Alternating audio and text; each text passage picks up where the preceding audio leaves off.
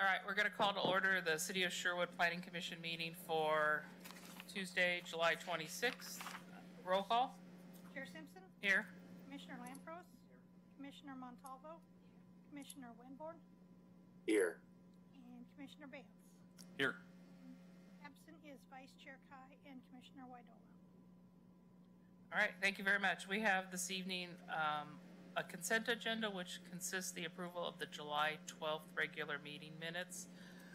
I contacted staff this morning for some material changes to the minutes, and what was sent out was not the revised minutes, so in order to include those changes in the minutes, I'm going to summarize what I included for staff.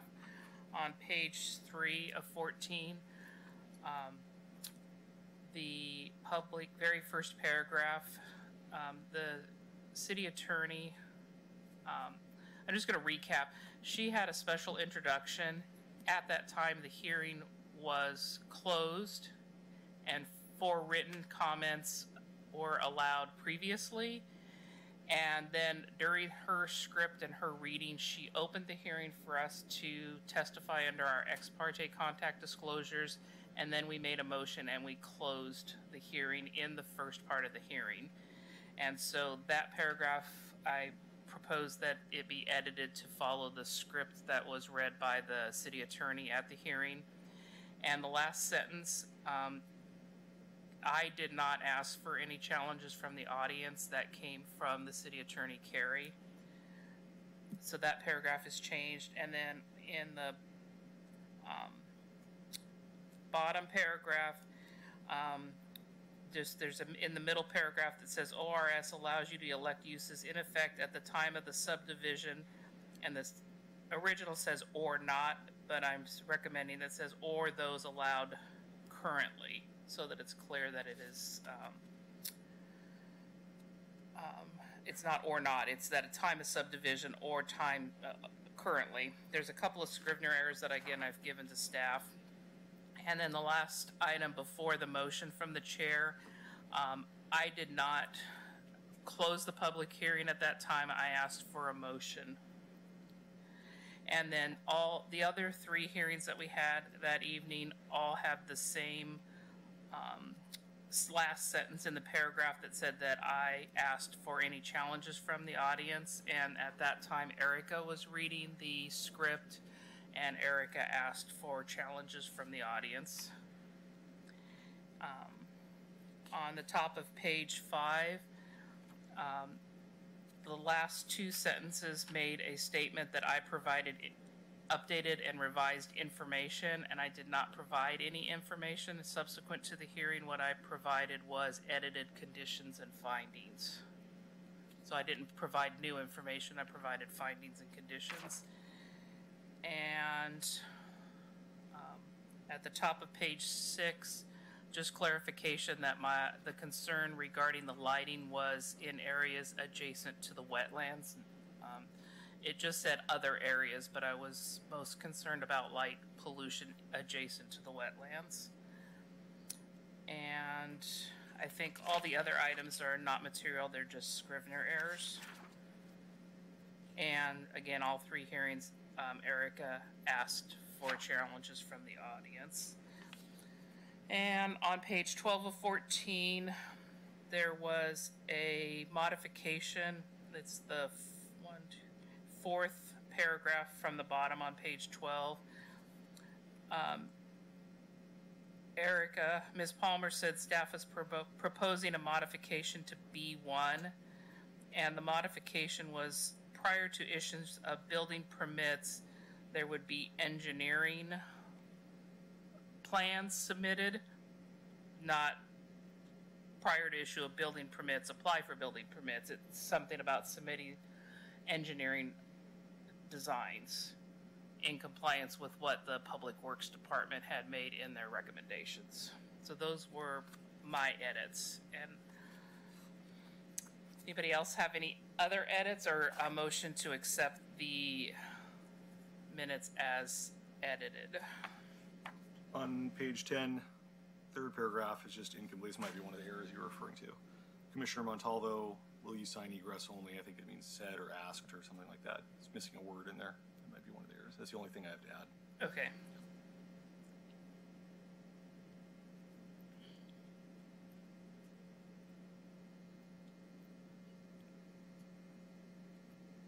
Oh, install. Would you install a sign? Okay. Something like that, yes. All right. Any other edits before we have a motion for the consent agenda as edited? You're up. I move that we adopt the consent agenda as amended. All right, it's been moved and seconded that we adopt the consent agenda, which consists of the approval of the July 12th regular meeting minutes as edited. All in favor, say aye. Aye. Aye. Opposed? Motion carries. Thank you. Council liaison announcements. Councilor Giles. Hello. Yes, so council or commission, thank you very much for the work that you've done over the last little bit. The main two things that the council has done in the last couple of weeks is essentially hear two appeals that you had. One was about the Cedar Creek building complex, and we sustained your findings on that we could not count. I mean, there was a lot of reasoning behind it. I don't want to redo everything, but and then the second one was the Langer Park. You know, they wanted to take down the RV storage and put up some more storage units inside their thing, and it was approved by the Planning Commission, and we sustained that one as well. Just know that the amount of effort that you went through, and even though there was, you know, essentially the only thing that the different parties were able to hiccup on were very, very minor things, and so it kind of speaks to the level of and quality of work of the Planning Commission to make sure that those were well thought out and well reasoned and followed the guidelines and the statutes and everything else. And so thank you for that. You know, no real other announcements from the council from me. Just a big thank you. Thank you very much, Councilor Giles. Staff announcements. Erica? Good evening, Commission. Just a couple announcements here. So our next Planning Commission meeting is August 9th, and we're going to have a work session that night. We don't have any public hearings scheduled for the 9th. So our work session, we're going to be reviewing some code updates that are going to be moving forward to you here in the future, here in the next couple months. Also tomorrow at 5:30 here in this room, we have our Sherwood West Community Advisory Committee meeting, and that's from 5:30 to 7:30. It's open to the public. You can provide public testimony tomorrow in person. And if you want to learn more about this project, information is on the city's website. Is that it? That is it. All right, thank you very much. Community comments. Community comments are limited to those items not already on the agenda. Do we have anyone signed up to speak under community comments? No. All right, we do not. Public hearing. All right. All right, the public hearing on Sherwood Boulevard multifamily land use case file LU 2022-006 SPVAR is called to order. I will now turn it over to staff for the hearing introduction. The first hearing on this matter was held on July 12th, 2022. The hearing continued till today, July 26th, 2022. The public hearing this evening will be conducted as follows. Staff will present the staff report, just questions by the hearing body for staff. We will then open the public hearing for testimony, and the time will be limited as follows. Applicant 30 minutes, persons in favor of the application 4 minutes each, person opposed to the application 4 minutes each, rebuttal from the applicant, remainder of the 30 minutes. Then no other testimony will be taken from the public or applicant unless the public testimony portion of the hearing is reopened. Final comments then by staff and then questions of staff, if any, by the commission, and then deliberation by the commission. A decision may be made by the planning commission at the close of the hearing, or the matter may be continued to a time and date certain. If the matter is continued to a date certain, this will be the only notice of that date you will receive. Staff will recognize people who have signed up to speak 24 hours in advance to provide testimony virtually. When it is your time to provide testimony, please state your name and address for the record. If you are in the audience this evening and wish to speak, please fill out one of the testimony forms and submit it to the planning staff. The chair will recognize people who wish to speak. When you come forward, please state your name and address for the record. Any questions should be addressed through the chair. In reaching a decision on the application, the commission must consider whether the application meets the relevant approval criteria in the city's land use regulations. Those criteria are identified in the staff report, and the staff report is available online and at City Hall. The staff report was accessible to the public 7 days prior to this meeting date. The testimony and evidence must address the criteria or other criteria you believe to apply to the decision. Please note, failure to raise an issue with enough detail to enable the commission, the applicant, or the parties an opportunity to respond to the issue precludes an appeal to the City Council or Land Use Board of Appeals on that issue.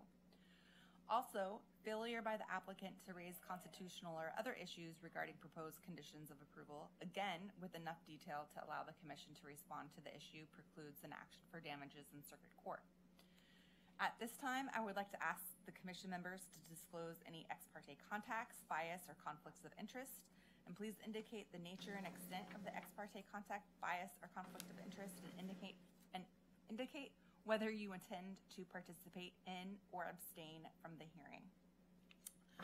Commissioner Bantz. I have no bias or ex parte contact. I do intend to participate.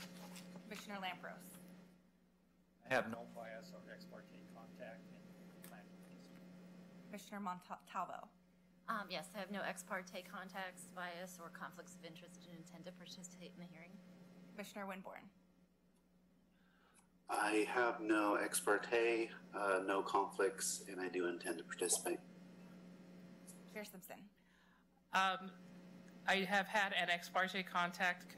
Vice Chair Kai was planned on being here this evening. His flight was canceled, and he called me to tell me that he was not going to be able to attend this evening, that he was looking forward to participating and was going to be inclined to take whatever our commission, what the general consensus of the commission is, but he did express that he preferred the elevation that the applicant submitted that had the board and batten in the upper section. He felt that that had more curb appeal. He did express a concern that he felt that it was still lacking personality, that we had another project in the community called The Springs that had multiple materials and first floor details that provided more of an appeal that he was interested in. And I had asked him if he could call staff, but he was in the airport with small kids and a lot of luggage, and he just wanted to be able to get on the record with his preference on the one with the board and batten information.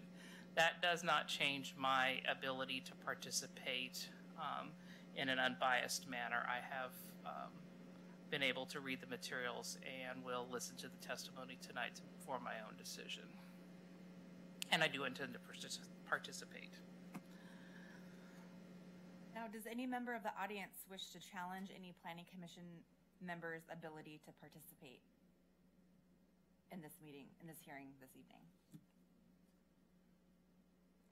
All right, so hearing none, I will now turn to Eric to present the staff report. Thank you, Erica. Good evening, Chair Simpson and Planning Commissioners. Eric Rutledge, Associate Planner at the City. Happy to be giving this continuance presentation for LU 2022-006, Sherwood Boulevard Multifamily. So the applicant is requesting approval of a Type 4 site plan approval on Class A variance to develop a 9-unit multifamily building in the high-density residential zone. As I mentioned, this is the continuance hearing, so here's the application timeline. We're here July 26th. Initial hearing was on July 12th.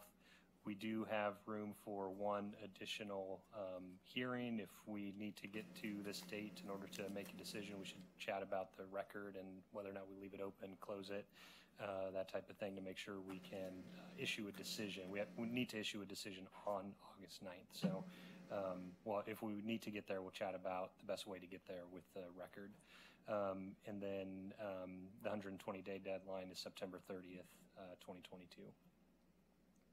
We do have some additional information for the record received since the last hearing. So we have additional testimony, C14, a staff memo that was released a week ago, Exhibit D2, and then alternative elevations, options 1 and 2 from the applicant, Exhibit D3. So you should have all of that paper form. We do have some additional testimony that was just submitted into the record. Now I think we'll wait until the people who submitted it actually get up and provide testimonies. They're going to speak to it. So we'll enter that into the record once they get up and provide the testimony, but it looks like we have more here as well. So just to recap, the Planning Commission and other testimony we heard before the hearing on July 12th. So we heard mostly concern and opposition to the project. Testimony was around the proposed variances, the heightened mass of the building, the fence and the buffering between the properties, the shared driveway access and the flow of traffic, and tree removal. And through the hearing, Planning Commission asked staff to look at a few different issues and provide additional information. So those 4 items were the building facade and the pedestrian scale of the building, a potential sidewalk on the north side of the driveway, landscaping on the east side of the property, and then the tree code for potential preservation of trees on the site. The memo that staff released last week addressed all of these, and I'll go over each of them in some detail here. So first, the building facade. The applicant has provided 2 revised elevations, or 2 options for revisions. I won't go into these in a whole lot of detail. I'll leave that to the architect, but just to say there's 2 options in addition to the original elevation. So alternative 1, this one doesn't have any board and batten, the one that Vice Chair Kai was mentioning. So this is the other one, alternative 1, mainly has vertical lap siding in addition to horizontal lap siding. And then, of course, the change in color for the first floor. And then you also have the belly band that was added to the side. So those are the general changes.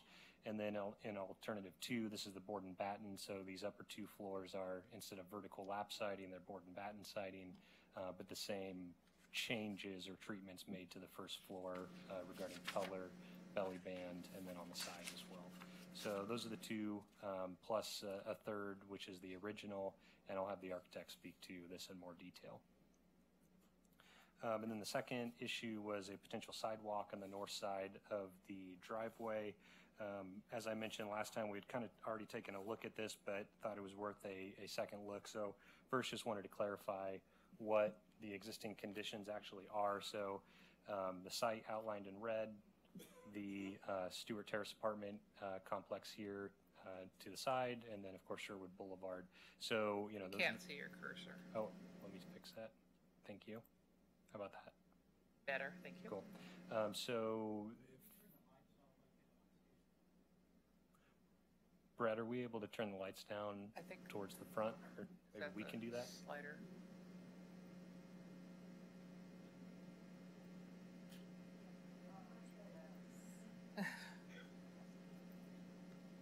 Awesome. Thanks, Barry.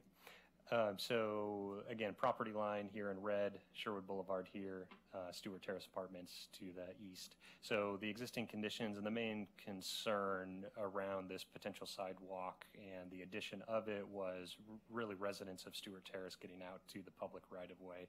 So I just want to clarify what the existing conditions are.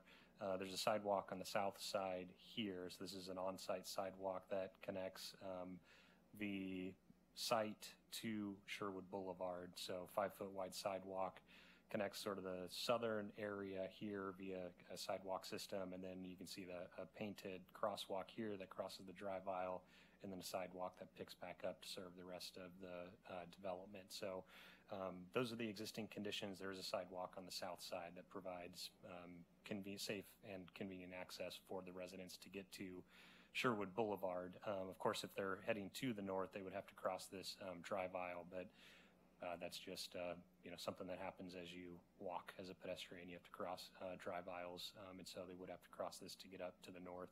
Coming to Old Town, they wouldn't cross a driveway on their site.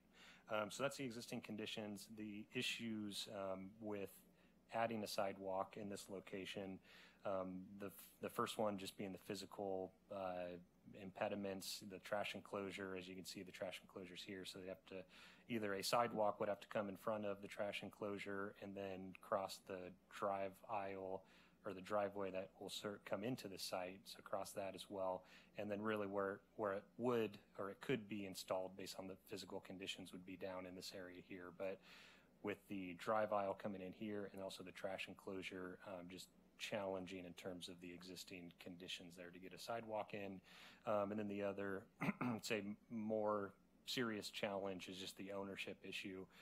They don't control, the applicant doesn't control the land necessary to make the connection. There is an easement here that they're a party to for access for vehicles and pedestrians. But my understanding is it doesn't include the entire Stewart Terrace site, just what's needed for the access. So they would have to go get permission to construct something on an adjacent property is what it would take to actually require this condition. So for those reasons, staff is not recommending any change to the pedestrian improvements on the site. And then the third issue was the landscaping on the boundary. This is the east property line, so Sherwood Boulevard would be down here. Right now, the applicant is proposing 3-gallon green spire shrubs. I'm not going to try and pronounce that name. I'll just call them green spire shrubs. So the code actually requires just 1 gallon. The applicant's proposing 3. Staff is recommending, if the applicant is open to a condition, to bump it up even further to 5-gallon containers at the time of planting. This is an image of the 5-gallon 5-gallon container with the shrub in it. This has been trimmed a little bit lower than what we'd see here, but this is an example image of the shrub as a fully mature hedge that's kind of filled in. So that's the recommendation there, is for a voluntary condition to bump those shrubs up to 5-gallon containers. And then the last issue that Commission asked staff to check in on was the tree preservation, potential tree preservation on the site, and some code analysis on whether or not it's possible. So first, just to clarify what's actually on the site. So there's a maple tree here in the foreground. This is the Freeman maple, 53-inch diameter. And then there's 4 Douglas fir trees, mature Douglas fir trees here. They range in size from 26 inches to 35 inches DBH or diameter. And this is a little map that just shows where they're at on the property. So here's the Freeman maple down in this southern western corner, and then the 4 Douglas firs here kind of at the center of the site. So that's the extent of the sort of mature vegetation and the location. And then in terms of what the code says, so you guys may know this already, but I'll just go over it for everybody. This is in 16.142, Parks, Trees, and Open Space. As soon as an application is submitted for development, this code kicks in. So we treat trees and tree removal differently if it's part of a land use application or if it's outside of a land use application. So this is the code that would apply to trees currently in review for land use. So first, in terms of the retention requirements, first is that trees can be removed, considered for removal to accommodate the development, including buildings, parking, walkways, grading, etc., provided the development satisfies D3 below. D2 is related to single family and D3 is related to multifamily, so that's why we're looking at D3. So it says trees can be removed to accommodate features of the development, assuming D3 is met, and D3 says each net development site shall provide a variety of trees to achieve a minimum total tree canopy of 30%. So the all new development going through land use review, multifamily, has to provide 30% tree canopy on the site either through preserving existing tree canopy or providing new tree canopy. So can be removed as long as you sort of bring back the tree canopy to 30% at maturity. So that's sort of the basics of the code. And then we do have sort of a special section that talks about, regardless of D1 through D3, certain trees may be required to be retained. And so this is where the commission or the city may have some discretion in terms of tree removal or preservation in this case. So what this code says is that the retention of the trees, that the commission can require retention of the trees if it's feasible and practical within the context of the land use plan, meaning the site plan, and relative to other policies and standards in the city comprehensive plan. And the trees are, they would have to meet one of these, 1, 2, 3, 4, 5, one of these 5. So both feasible and practical within the context of the site plan and relative to other policies and standards in the comprehensive plan, as long as they also check one of these other boxes. So then we go into these boxes, and most of them are pretty clear cut except for the last one. So these A through D are going to talk about if it's in a significant natural area, floodplain, wetland, etc. If it's a natural feature and necessary to keep other trees or woodlands from being damaged or destroyed, necessary for soil stability, necessary and required buffers between incompatible land uses. So the staff determination on this or opinion on this is that A through D would not apply to this site. It's not in a floodplain, natural area, etc. It's not needed for soil stability. The land uses in the directions are all residential. So the only one that would apply in staff's opinion is this one, E, where it says that the trees otherwise merit retention because of unusual size of the tree stand, historic association or species type, habitat or wildlife preservation considerations, or some combination thereof as determined by the city. So in staff's mind, this is really the only one that could potentially be used to preserve trees on the site. Staff's opinion, if we go back to the actual the site and the existing conditions of the trees, first with the Douglas firs, the Douglas firs are located in the center of the property, so pretty challenging in terms of the overall site plan, given the code at the beginning. And then this maple tree it's under the power lines first and foremost. It's been topped is the word in the arborist world. It's been topped over the years, which really isn't a good sign for tree health. You don't want trees topped, and so because of those reasons, staff does not believe that this sort of last subsection E is met for this particular site. And again, to summarize the reasons, we're looking at this code in relation to the property itself, where it's at in the city. The zoning, is it next to an open space area or public park? Where are the trees on the site itself? Are they at the perimeter? Are they at the center? How large is the site, and how much development potential does it have? And then, finally, what is the condition of the trees and the actual value of the trees? And when we look at all of those relative to this code, staff just wasn't able to get there with requiring retention based on this code. So that's the staff findings and analysis on the tree preservation code as it relates to this site. So to summarize the 4 different issues, we have building facade, and then I wanted to be clear on what the staff recommendation actually is on all of these issues.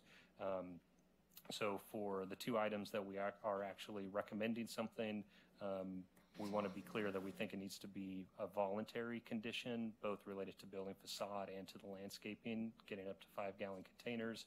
and that is because the variance criteria that's, I believe, kind of prompting all of this really doesn't have a clear path for the city to require changes based on the variances. The conditional use code and criteria very clearly allows that. It says you can issue a conditional use permit, and the hearing authority can add additional conditions to mitigate against adverse impacts. It's very clear. You have a clear path in the code to require additional conditions. With the variance criteria, it's just that language is not in there. And so we'd like to just tread a little bit carefully here with the conditions and see if, if building facade changes are requested by the commission, that it be accepted voluntarily by the applicant. If you guys think it's absolutely required based on the variances, we can look at that and help you draft something. But in staff's mind, we can't really require it. I think the best approach is, if you're not comfortable with those variances, would be to just not approve the variances, as opposed to adding conditions to address the concern over the variances. So that's how staff is seeing things. So for these two, building facade and the landscaping, staff is recommending a voluntary condition if it's actually desired by the commission. And then we're not recommending any change for the sidewalk on the north side or for the tree preservation.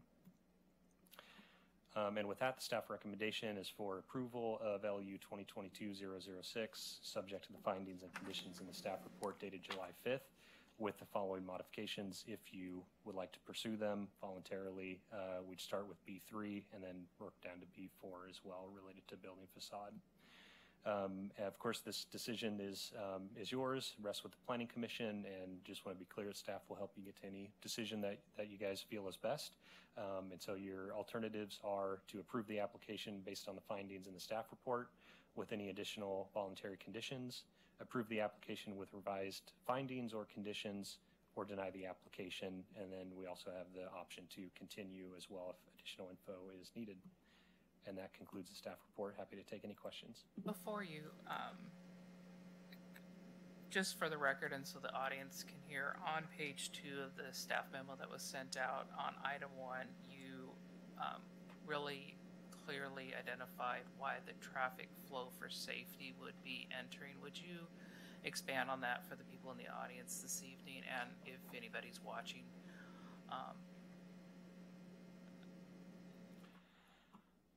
Actually, I can probably go back to the further back here.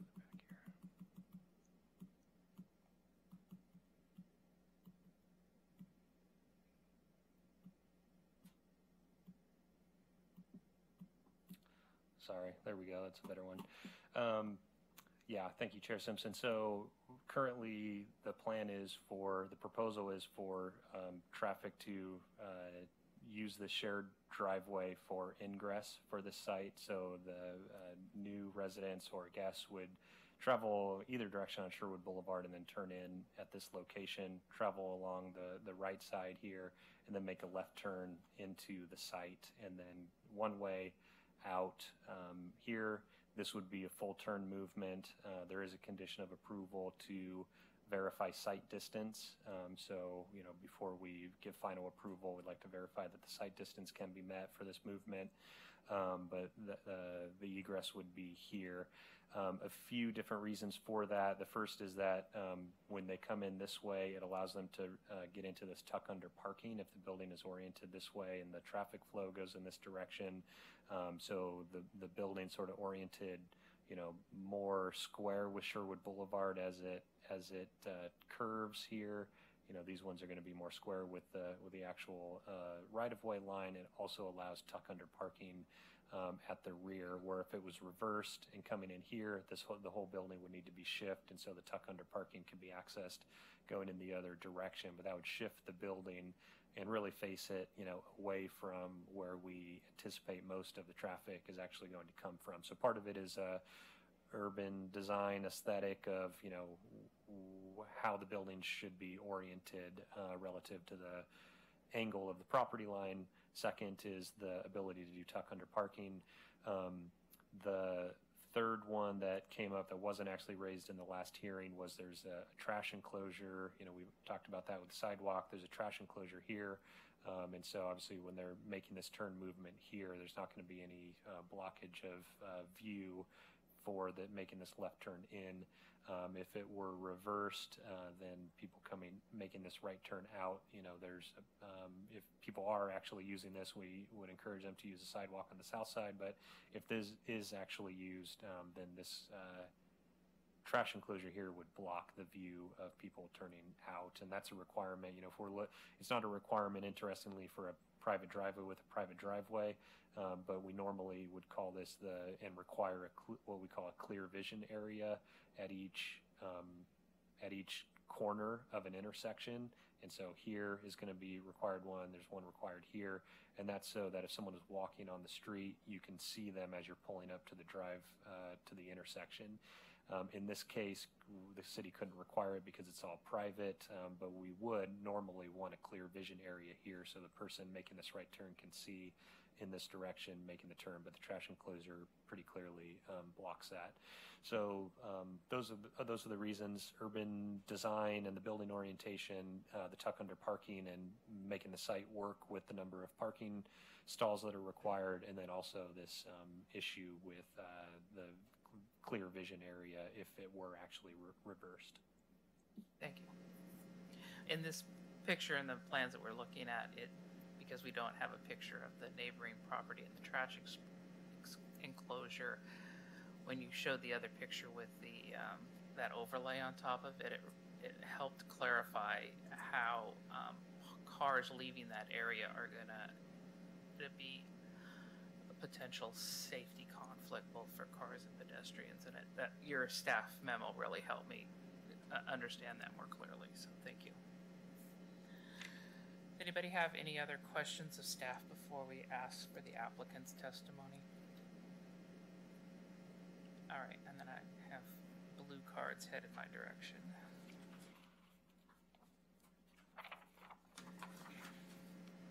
Can we get maybe half lights up here? I mean, we can still keep it kind of dark, but it's kind of like a restaurant where you have to pull your phone out to read the menu because it's dark. All right, we have Gretchen, Stone, Spencer, there's an E and a squiggle or two, Emmerich, and Jamie Van Tom. That's okay. It's the only thing I have for pronunciation because my name gets pronounced incorrectly all the time. So, as applicants, you are welcome to come up. Make sure that before you testify, you turn the green light on, and if you have and just state your name and address for the record.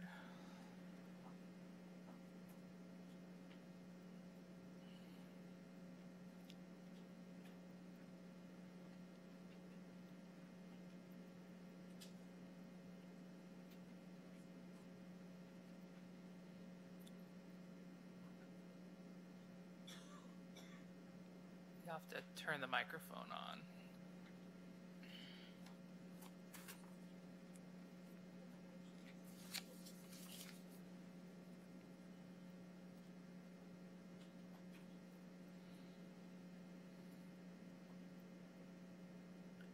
Got it.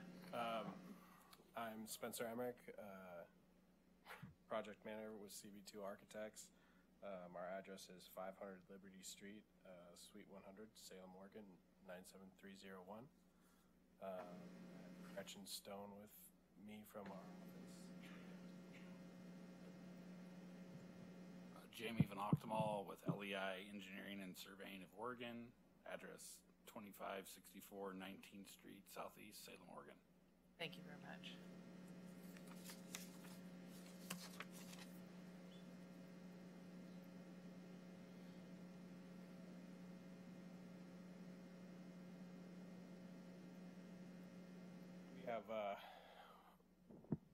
We have one rendering to kind of show what it might look like on the site with the lower change of the siding color and the change in the vertical siding here. It would be the other elevation would be similar to this in feel. You would just remove kind of this boxing around the windows and replace it with the board and batten.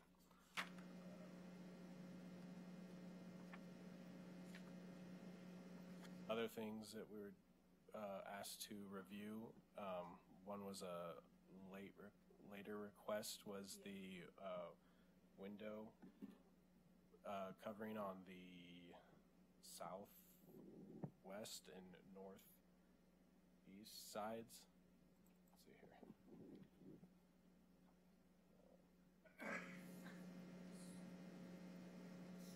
So Chairperson Simpson brought up that the ends of the building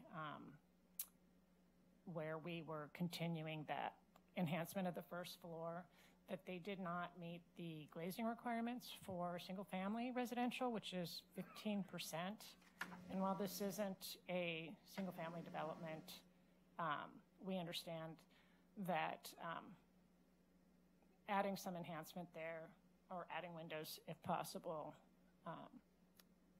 would be appreciated. And so in an effort to do that, we not only did we look at the elevations themselves, but we also had to take a look at the way that the interior of the unit functions. And so that interior function makes it a little bit more challenging to provide 15% glazing. So what we did do was we took a look at it and said, okay, there were certain interior walls that didn't have glazing on them, in large part because we thought they might be used for either like the head wall for a bed, so you might have a headboard or something, and we didn't want it to conflict with a window. Or in the instance of the second floor where the cursor is currently kind of pointing at, that is what's anticipated to be the living room space, and that is the only wall in there that would accommodate a TV or any kind of a wall unit. And so what we did, though, kind of anticipating that there might be a way to at least add some glazing, is to provide windows that are higher up on the wall so that there's space below them that would allow furniture or electronics. And then we also did add windows in those two upper windows where the cursors are there. Those are bathrooms. And so we added some small windows there as well. And so on that, and then on the north, we added windows. So the north side was even more challenging because we had windows and they were as large as they could be in the rooms that they were located in. But where those two horizontal windows are, that's actually the stairwell. And so we did similar, I guess, to the south wall where we added them up higher on the wall so they're not conflicting with the steps. We added clear story windows, so there's going to be nice light coming in there, and then it adds some additional glazing on the exterior. Neither one of those elevations could meet the single family standards, but what we tried to do was get close to 10%. So on that north elevation that's currently up, I think we're at 9%. There's a calculation further up, but so the approximate glazed window coverage is 9%.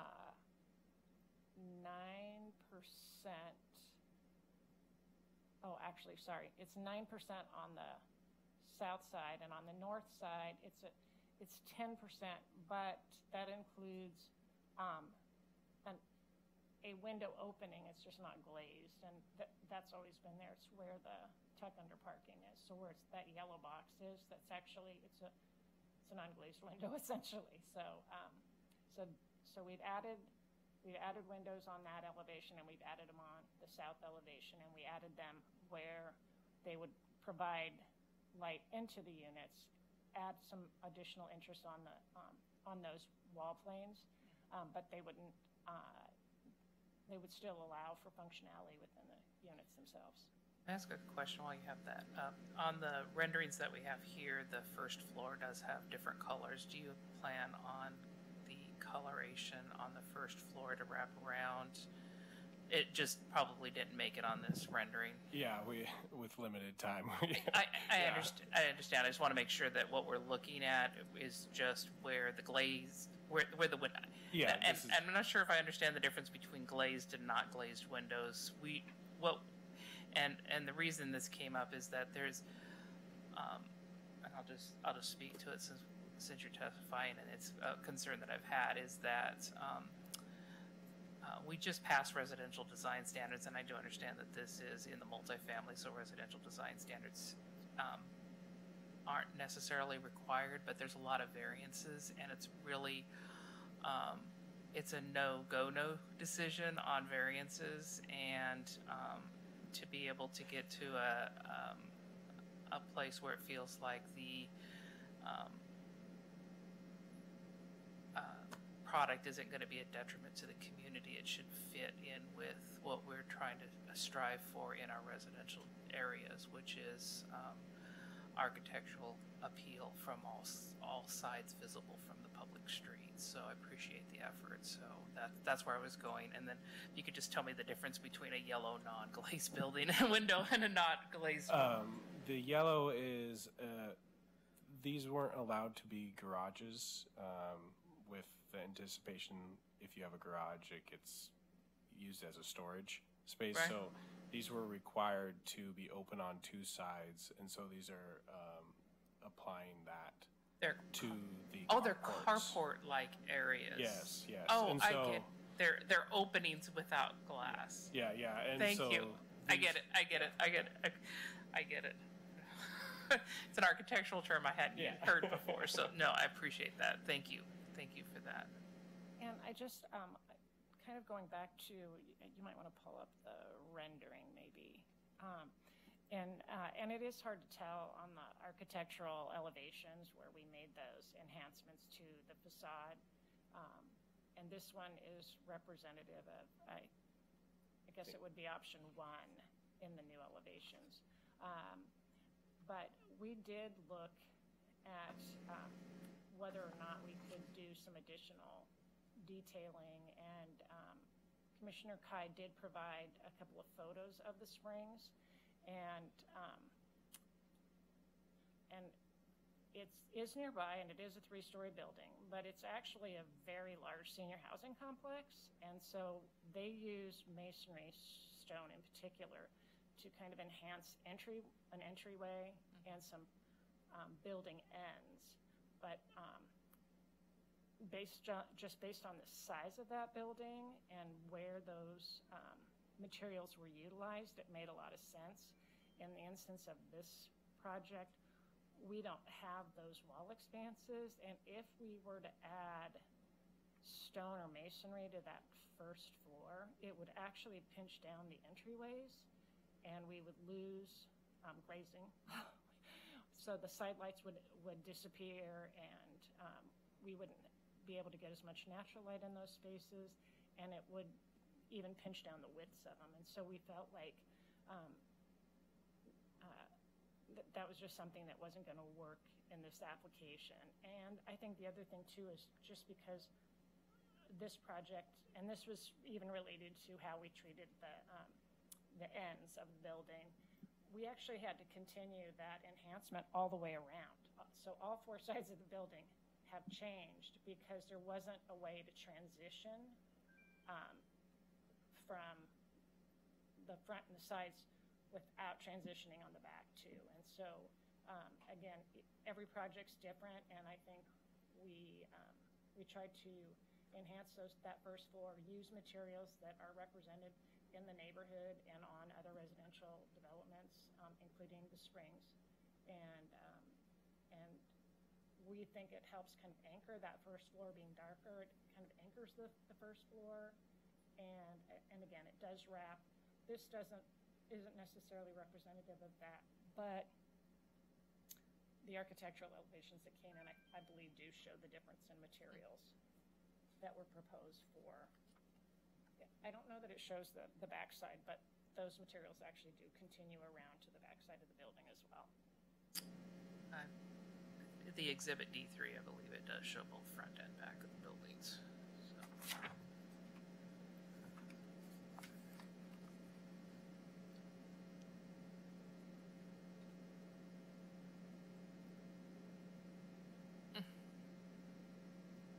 No, that's okay. We have them.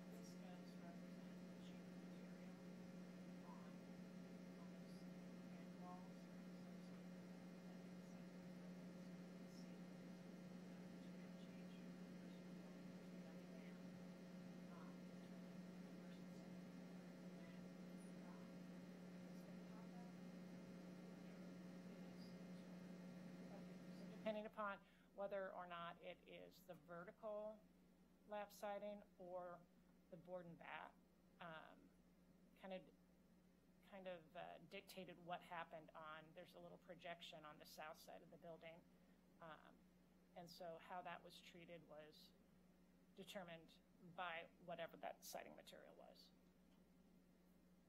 Thank you. Kind of interrupted your presentation to ask a question before I lost the slide, so you can continue on. Go ahead with if any other testimony you wanted to provide. Do you have questions for us? Does anybody else have any questions for the applicant? Yeah, I have a question about the glazing. You mentioned that one of the windows kind of in a position where the TV might go, that kind of thing. So it sounds almost like to accommodate what we were looking for, you're kind of trying to stuff windows where you can. I'm actually almost going to go the opposite direction now and worry about the other way around. If they're not in a natural place that a tenant would like to use, it's going to be challenging for the tenant and then the owner. And one thing that could appear, like for example, that window is, oh, we don't like light coming in here. I'm going to put something terribly ugly stuffed up in the window to block the light, which now we'll all look out from the street as well. Same thing with carport, I guess, big open hole from rainwaters or whatever, flowing through there. So I'm just curious your assessment of that. Like,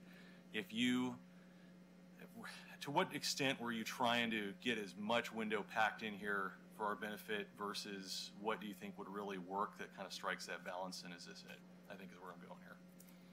So as it relates to the unit windows, on the north side, very little changed there other than adding them at the stairwell. So that's just going to throw some natural light in.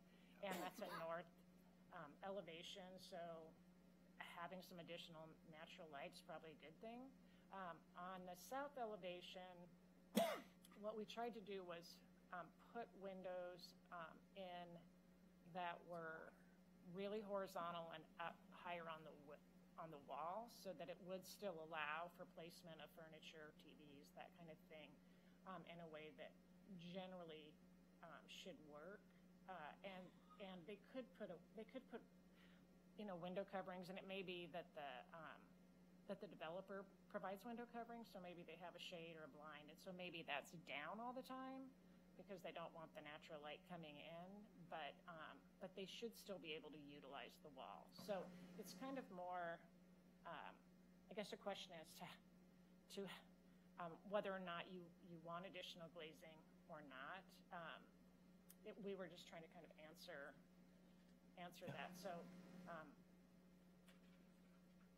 I guess we're comfortable going either direction, but we actually did look at the floor plans, and we spent some time really talking about it. And at one point on the south elevation, the windows were quite a bit larger, and it's not represented on this elevation.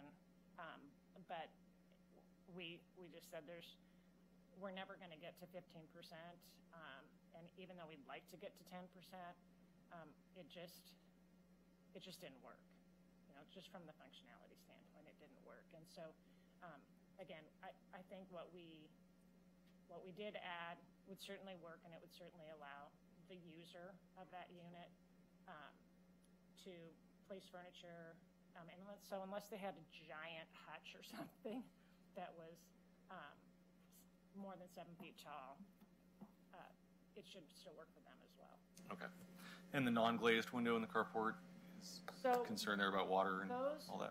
Those have been there the whole time, the openings, and it was really just to, it adds a little additional light. It is essentially their carport, so they wouldn't be totally weather protected. It's not a huge window. It's also right about in the location where we anticipate the trash bins would be located.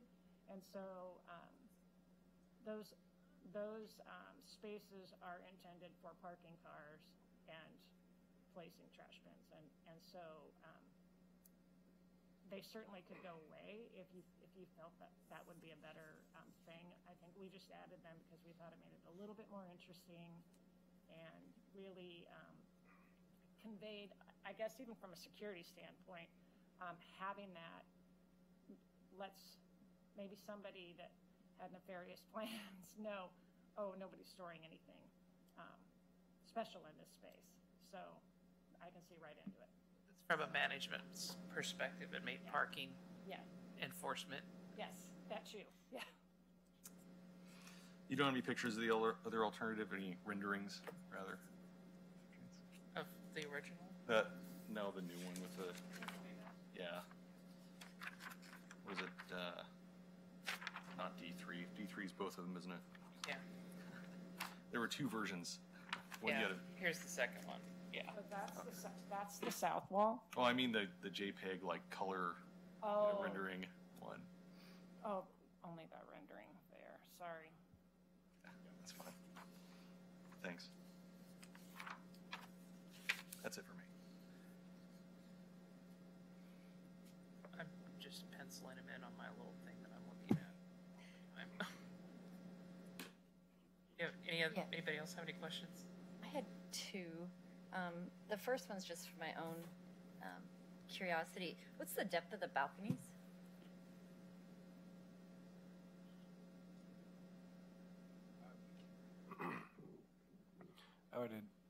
It seems to be about 6 feet. Okay. And that just goes to like usability. I was curious to see if chairs and things could fit out there, or if they're mostly architectural and stylistic.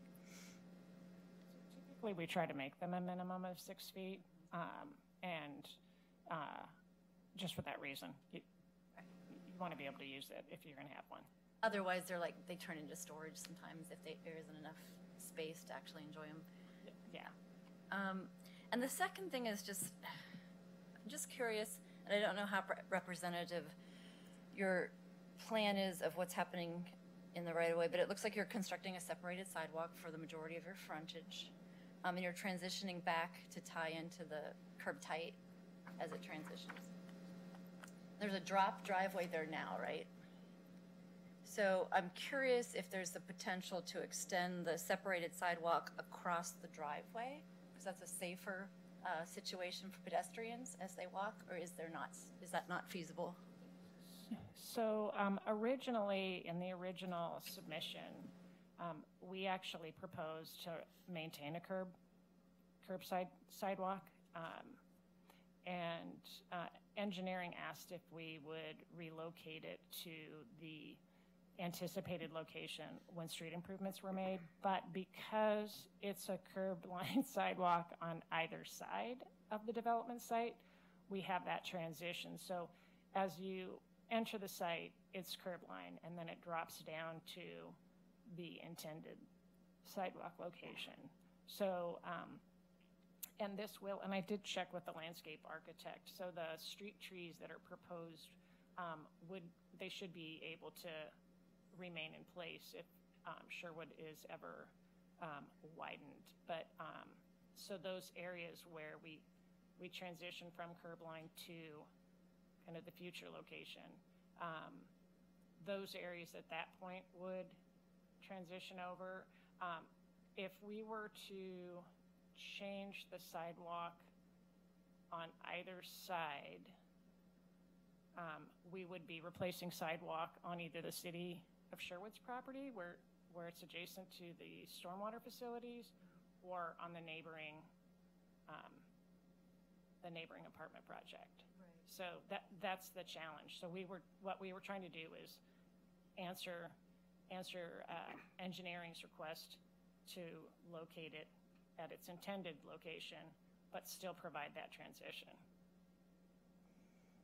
Right, and I'll add to that just a little bit. I think you're commenting mainly across the driveway currently.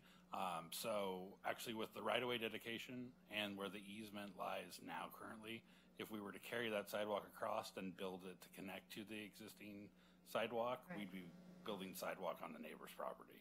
It'd be outside the easement and on their property because they have not been required to have the right-of-way take. So it would be a requirement to build it on their property outside of the easement because the easement's curb line essentially. Right. Yeah, I mean, that's unfortunate because that's a little bit safer for folks that want to travel northward. So, If I can just weigh in, I think, yeah, so staff is open to both. If the curb tight sidewalk is preferred, I think, you guys could go that route. I think engineering would be okay. The city would be fine with that. If we did go curb tight, this is getting a little bit away from what you're talking about, though. You're talking about just the shared driveway and continuing the relocated across the driveway, right? Correct, Okay. yeah. So I guess wanted to clarify, I guess separately then, if we do look at a curb tight sidewalk to sort of not have the jog in the road, I think that's possible as well. So I think we'd be okay with that because that's what was originally proposed.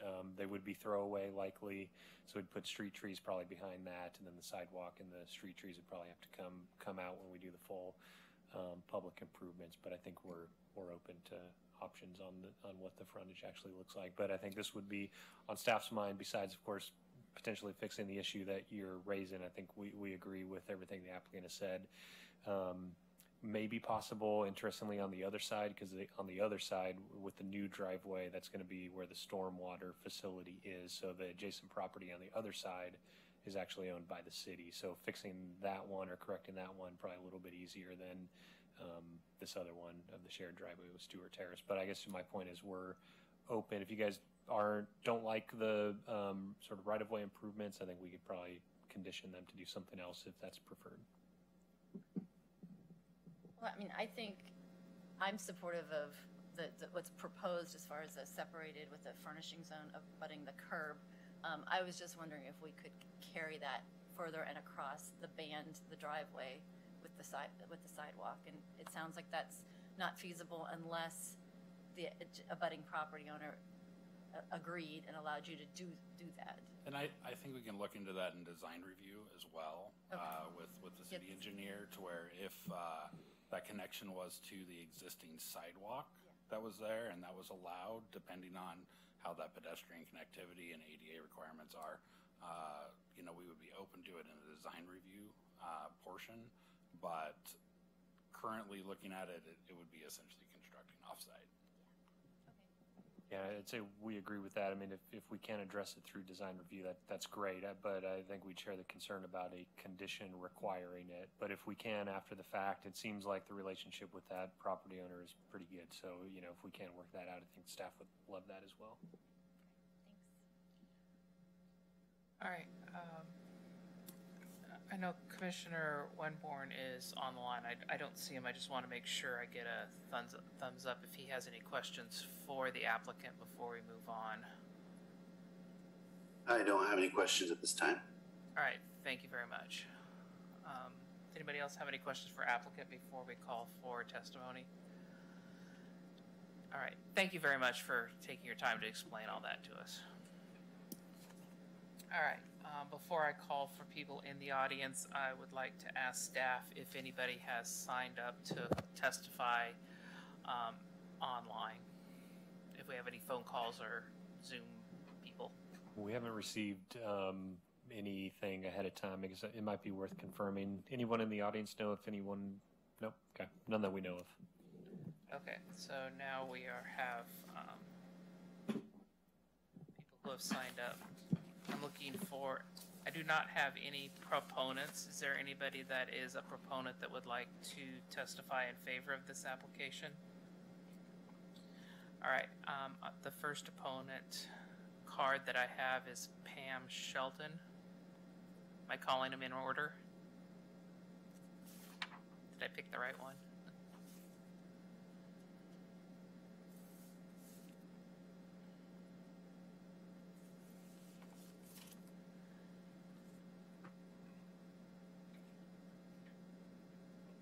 So both of them? This is just one.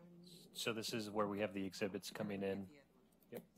So I think what are we at now? D5?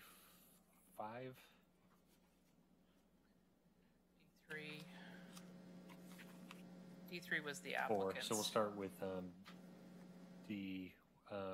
just kind of adding everything under D now. So we'll add D4. Actually, I'm sorry. C is for public testimony. So actually, let's see. There was C. 14 was the last one? Yes. Last one I see in my Bonnie Harris's submittal was C14. Okay. So Pam, do you have handouts for the commission? Okay, so. In case you want a copy of what? Oh, okay. So I was gonna say, if you have something to hand to the commission, then we can do a handout before you start testifying. I just didn't want to do both at the same time so we can give attention to what you're saying.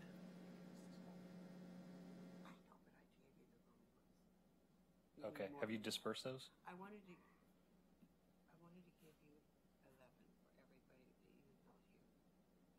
Okay. So we just need 1, 2, 3, 4. Probably need 6 of them, 6 or 7 for us. So how many are here?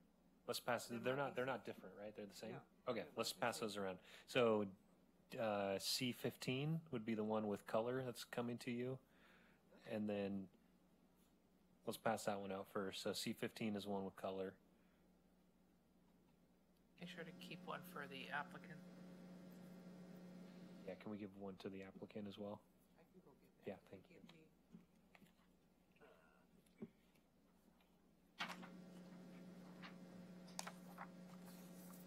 C15. Yep, so the first one with color, C15, and then we're going to send around a second one, black and white, C16. Yeah, do you have more of the black and white ones? I have them. Now this to the applicants? Let's give one of the black and white to the applicant, and I think you're good. You can take these. You can take these if you want to have them for yourselves. Yep. And then just if you can drop this off at the Now do I ask permission to sit? Yeah, you can sit here with them. Yeah. Okay. And then there's a request to have both of them at the table, but 4 minutes separately, if the commission is open to that. And this is C16. Oops, sorry.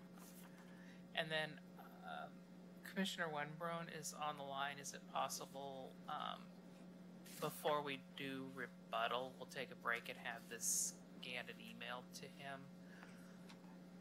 Sorry to not fly. And then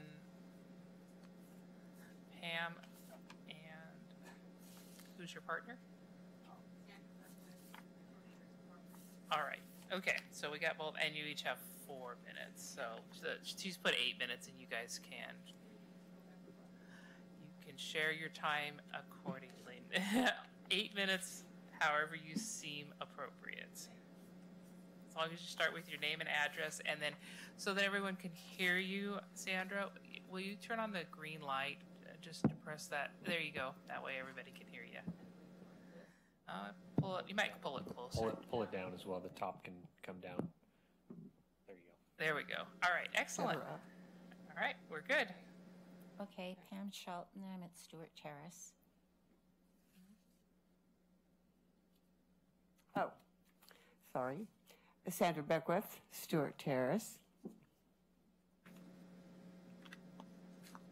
I'd like to talk about, well, first of all, I wanted to thank the owners for the accommodation of the new solid 6-foot vinyl fence and the change to possibly the 5-foot starter plants for the fence area. that will be maintained at 8 feet. And we are thankful for all that helped to get this taken care of. We would prefer to have the 10 feet, but we appreciate what they've agreed to do. And I'm asking that the hearing committee consider both sets of tenants' needs for privacy, open area, parking, access, livability, safety, and to make the decisions on the variances according to those as well.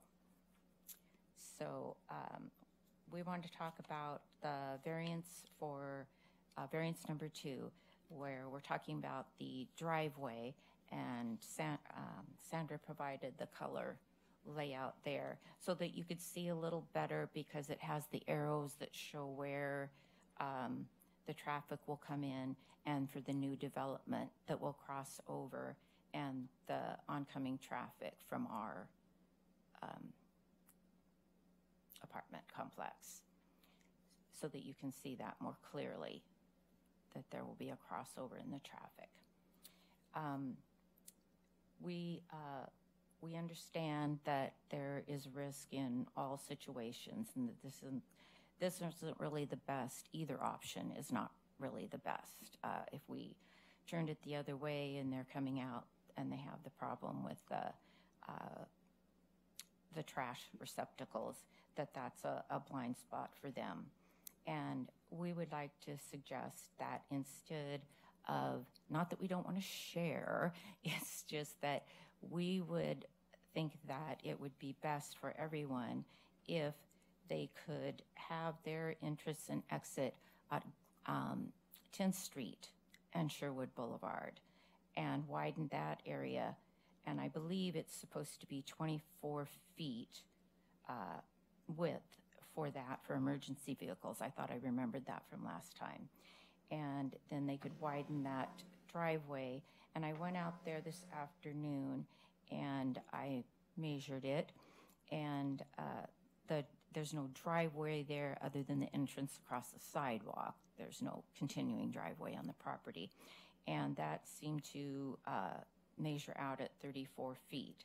So there's more than enough. And I understand that there is issues for the complex itself that may not allow 34 inches. So I was trying to get it down to the 24 inches so that they could have an entrance and exit, so that we don't have any more issues, accidents, blind spots, those kinds of things, to protect both of the areas. And I talked with Cedar Creek Apartments, which is right next to ours, and they built, of course, long after Sherwood Terrace was built. And they have 76 units on their property, 1 bedroom, 2 bedroom, 3 bedroom. And that means that there could be, at a minimum, 156 cars, because they allow 2, 3 you have to go find somewhere in the neighborhood, just like these people will do if they run out of parking. So they have approximately that many cars, 156, and they have an entrance and exit probably less than a block from where we enter and exit at Stewart Terrace. And there has never been, that I know of, a slowdown or a traffic jam on Sherwood Boulevard, other than possibly when we have the special Old Town events in Sherwood. Then that road all the way out gets very busy. And so we were thinking that that would really help everyone out if we had that entrance over there. And also what I want to mention, what's mentioned at the almost the end of the rebuttal last time, was that one of the women, I'm sorry, I don't remember her name, that speaks for the development, that she mentioned that the entrance should be the first driveway from 99, and that would be the 10th Street and Sherwood Boulevard, and the exit should be the next one. And instead of switching that up, the entrance and exit could be there, because it's going to be very confusing, even adding a lot of signs that say the motel is the next exit or whatever. And then they're also going to need signs, and then how will they put signs on what is our property so that people know that that's where to enter and they're not coming in, getting lost in our parking lot, coming back out, and then they can't turn in, so they have to go out onto Sherwood Boulevard and come all back in again. So this would save the fear of some of our people that aren't as spry and may not be able to get out of the way in time. So 2 minutes already. Let's go back to the driveway and the 35 feet. Are you going to continue? Go ahead and continue. Okay, one of the things I remember what she was mentioning here is that there's 35 feet if we're talking about the driveway, sharing the driveway, which we've been talking about, is that there's 35 feet entrance from Sherwood Boulevard, Glen Eagle, they're calling it, but it's our driveway. And there's 35 feet before they start turning into the new complex. So that is only enough room for 2, depending on the size, vehicles before you start backing up on Sherwood Boulevard. And we have a concern for that. We also have a concern that it was written in the write-up from Eric that the people that are going to be turning should have a yield sign and the blinker. And we would like, if that does have to happen this way, that it definitely have a yield sign there so that people know to yield and not run into each other. We measured 2 different cars, and one a larger and one a small, just to see, and that's all that could fit in there. So if people are trying to turn in there, that could be a problem, especially as they're going in here and there's parallel parking. I don't know about anybody else, but I've never been very proficient at parallel parking. So just in all those considerations, and again, we wouldn't have to worry about that if it were on the other side and we could protect everyone, which to me is more important. That the danger of lives, not only for ours, but if the children are going to be at this open area right next to, as you can see on here, this is going to be an open area with a lot of, property. Bye-bye. Go ahead and finish your sentence. It's okay. Anyway, so that it's protecting them if we have 2-way and they're turning in. So, and we wouldn't have to do that if it was on the other side. All right. So, thank you very much. Thank you. And you were able to email that to Commissioner Wenborn, so he has the diagrams also. We're done with our 4 minutes? Or do we get another 4 minutes? That was 8 minutes. I think she gave us 8. Gave us 8. That's what I thought. That was 8 minutes, Okay. yes. You're welcome.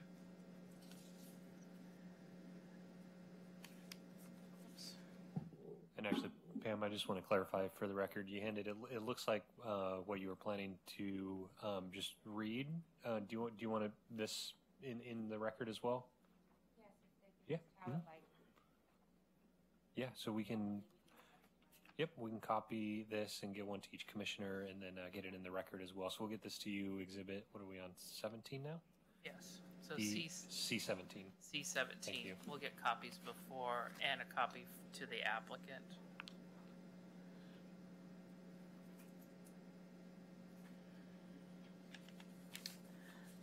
Next is Barry Kennedy.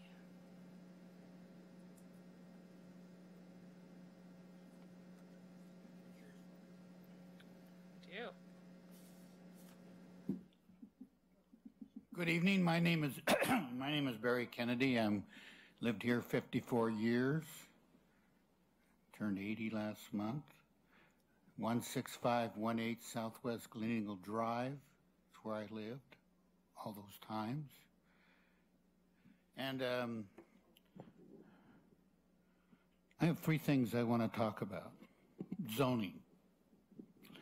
So when I was on the planning commission, when I was on the city council in the 90s and the 80s, we intended this to be a single family or single story complex And I don't know how this became a high-density development, but because it was many, many years, it was a barn for an electrician. And then somebody bought it, and they wanted to build a barn on it, and they couldn't, I guess, because the city wouldn't let them. But the problem is, I read 16.12.1, is that correct? That's the zoning for high-density residential, and it says 11.68 units per acre, for the minimum, to 16.48 per acre. But this is not an acre. Does that mean if you go down to 0.25 acres, you multiply 0.25? Yes. This is ridiculous. This is the result of this. It makes you trying to force in a small area so many units that do not fit. And that's the problem. That's why you have to have a variance. And even the Marge Stewart Terrace has more room than this does. You do not allow for any kind of day room or recreation for children or adults. I guarantee you they're going to use that carport for their recreation. That's where the kid's going to play. And it's not going to be for parking. When they have a party, they're going to be parking in Marge Stewart. Or they're going to be parking on Glen Eagle. You're creating a monster. You're creating a problem, not solving a problem. We tried to make McDonald's look like a reasonable building, but you're making this ugly building as the entrance to Sherwood. Do not put lipstick on a sow. It's still a sow. Third, this tree has been topped many, many times. There is no reason to cut it down just because they're developing it. The city seems to have a mentality, when you do development, you clear out all the trees. There's no reason for it. Leave the tree and use it as a park. It doesn't have to be a big park. It's not going to cost the city anything because it's maintained by PGE. That's the one that cuts it down. I mean, keeps it trimmed. So there's really no reason to cut the tree down. Give a try. I think it can be a neighborhood meeting place, put a picnic table, a place for children to play. You're making this development not a human place, but a urban place. You're bringing Portland to Sherwood. We want to make Sherwood livable, not more unlivable, by bringing more high-rise apartments. Please, please, do not allow this to happen. Thank you. Sabrina Bear.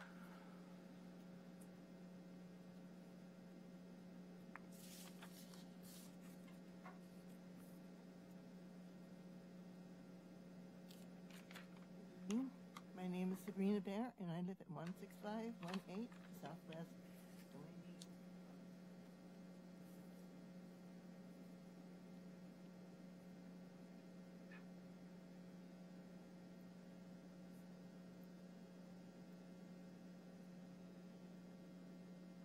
I am here to agree because I too used to live in a low-income apartment complex. People who live there needs peace and quiet in their last days for the ones who are at least 80 or over. Are you even thinking about the noises of the machines they will be clearing the place, building buildings, and etc.? Are you prepared to pay for people having heart attacks and depression and the screaming and crying for peace because of the noise? I know this because in back of our yard, we heard the noise for 6 months, maybe even more, and still do. And that was just for a trail. Not to mention, during school, 5 or 6 school buses go by with the complex building. It will cause more problems, more accidents, more crime, more noise, and more traffic.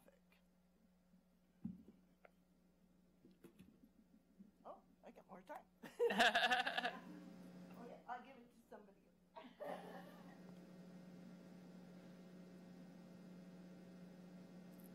All right, those are all the blue cards that I have.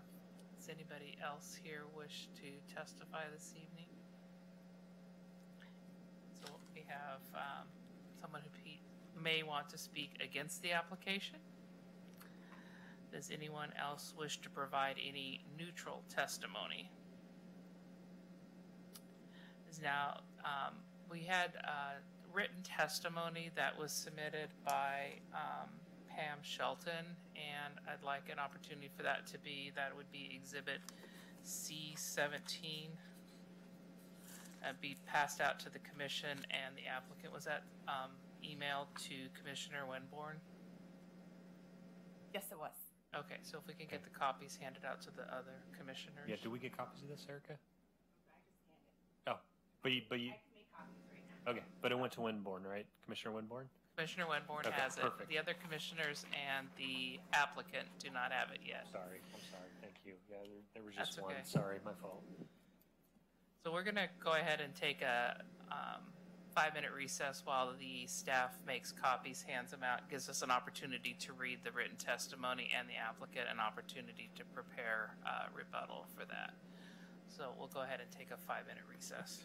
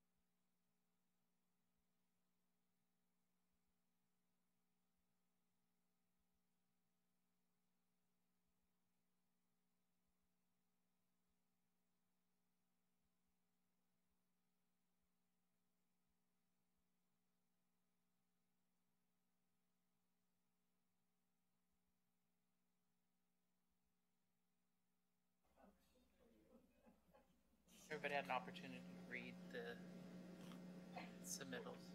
Okay.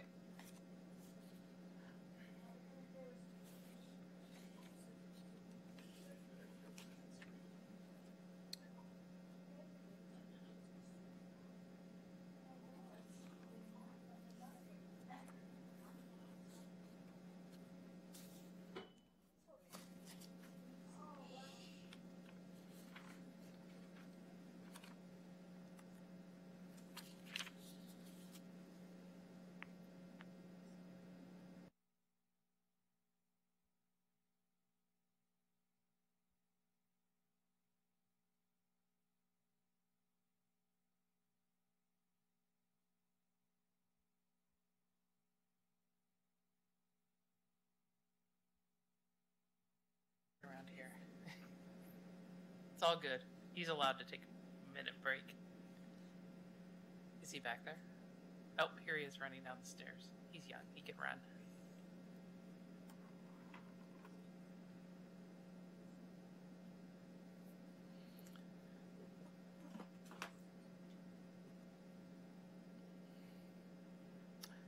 All right, we are ready to resume the meeting, confirming with Commissioner Wenborn that you received exhibits C15 through C18, had an opportunity to review those documents. Yes, I received them and have reviewed them. Excellent. And the rest of the commission, you've had an opportunity to read the testimony that was submitted in addition to what was read. All right, and the applicant received copies for, all right. So we've received public testimony, and now we have an opportunity for the applicant to provide rebuttal testimony. It says 16 minutes, that I do know that I interrupted, so if you need to take a minute or two longer, make sure, give everybody an opportunity to rebut appropriately.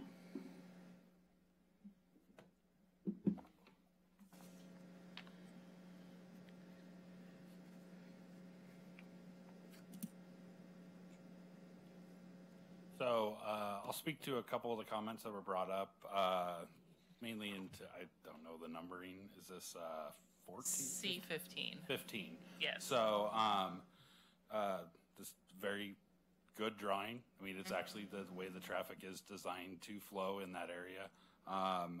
The question of the 35 feet that she mentioned for the vehicle queuing, we did check on that because it was a concern at the last meeting. We have it measured in the drawings as a little over 40 feet, so it should accommodate 2 vehicles. We did also take a quick look. We're not traffic engineers, but we took a quick look at peak hour trips of a development of this, and it looks like it's around 4 in an hour at peak. So very small traffic loading by these 9 units, 2 queuing allowed and available there. And then the secondary one would be the ingress and egress in one access to the north. That's not accommodatable due to fire safety. We have to be able to provide either a turnaround or a full through one-way traffic that meets the requirement. So those are really the only 2 engineering-based things I can attest to in the comments, but overall. And just to kind of piggyback on that, actually at the pre-app that we had last summer, the city engineer actually was going to close that driveway on the north. And then when we asked if we could maintain it as an exit only, that was actually when they allowed it to remain. Otherwise, they wanted all of the access and egress to come from that shared driveway on the south. So what we proposed is actually a safer condition than what the engineer had anticipated they would do initially. But I mean, I think they just looked at it like, here's the site. We don't love the location of that driveway. We'd close it. And then, as I said, once we proposed it as an exit only, then there was acceptance of engineering to allow it to remain. And that, I understand that where engineering would be coming from, they've been trying to do shared driveways and close extra driveways. So I could see how they would have perceived that one driveway shared by two parcels would have worked for engineering. Maybe not for the rest of us, but your solution seems to have reduced the traffic by 50% to the shared driveway by allowing an exit only, correct? Correct. And again, in order to provide the fire access and egress from the site, it can only be a one-way drive. Because there's no turnaround. There's no turnaround, exactly. Okay, if the 10th Street were the only street, you'd have to have a hammerhead or some other unmanageable, ginormous turnaround on a very small parcel. I understand. Thank you. And really, other than that, which felt like the only, I guess, sort of new information, what I think we would like to say is that we are comfortable with any of the voluntary conditions, including the increasing of the specified hedge planting from 3 gallons up to 5 gallons. And I did check with the landscape architect who designed the landscaping, and they confirmed that 5 going up to 5 gallons would still work, but that's as large a plant size as they would recommend. Okay, so, and you've accepted all the conditions previously and the voluntary ones that are being proposed to help with the variance approval. Okay. Correct. And then we've got the renderings that you've done, combination of the first floor enhancement with an offsetting color and the addition of glazing closer to what our residential standards are in Sherwood right now, correct? Is there any other questions on the rebuttal?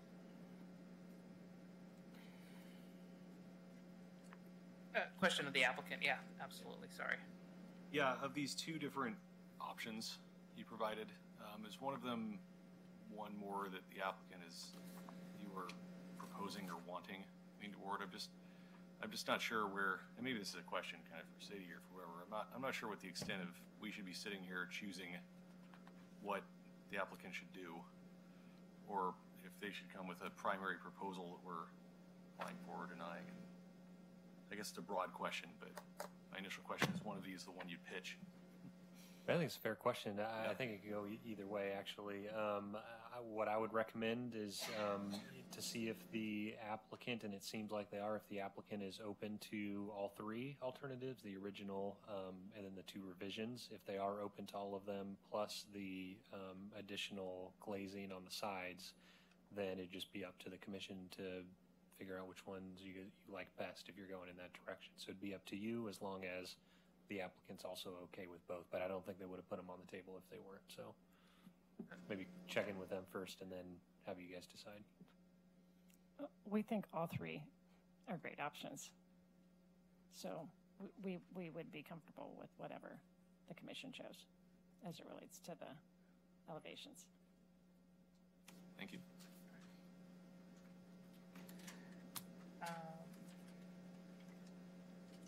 All right, any other questions of the applicant before we close testimony? I have one clarifying question, just because I can't find it. I think you had a tree plan here.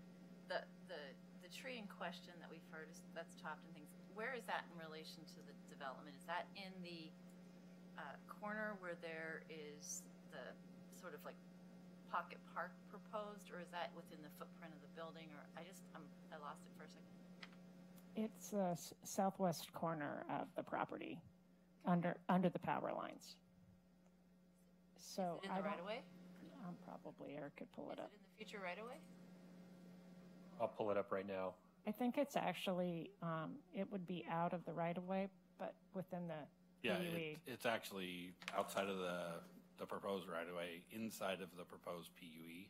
Okay. And it's also in the location where the stormwater existing stub is to the site. Okay. So to connect to the storm drain, we're going to have to connect through roots. Okay. That was really what my question. Thank you. I think the screen's coming up. There we go. No?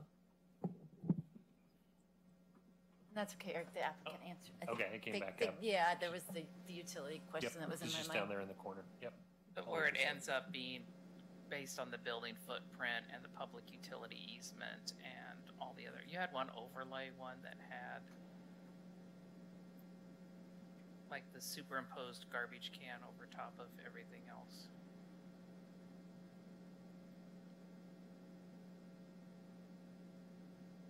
That's perfect.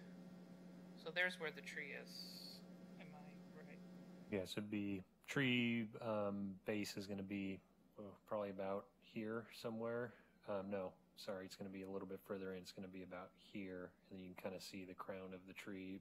It does come into the right of way more. It's probably leaning this way a little bit, but you can see the tree. What are we calling it? The perimeter of the tree, I guess. Yeah, the canopy, the drip line, I believe is the right term. The drip line of the tree is here, so it does come in. Although the base of the tree is not, I guess, really conflicting with any particular development feature. Certainly the crown of the tree, you can see it comes into these two proposed units around here and then into the right of way as well. I think you said that's where the utilities are. The proposed PUE, it's kind of right in the middle of that, and then also the stormwater connection to the site.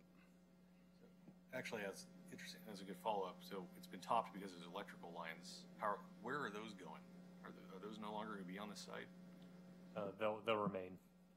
Okay, because none of the renderings had like giant power lines running across, the front of them.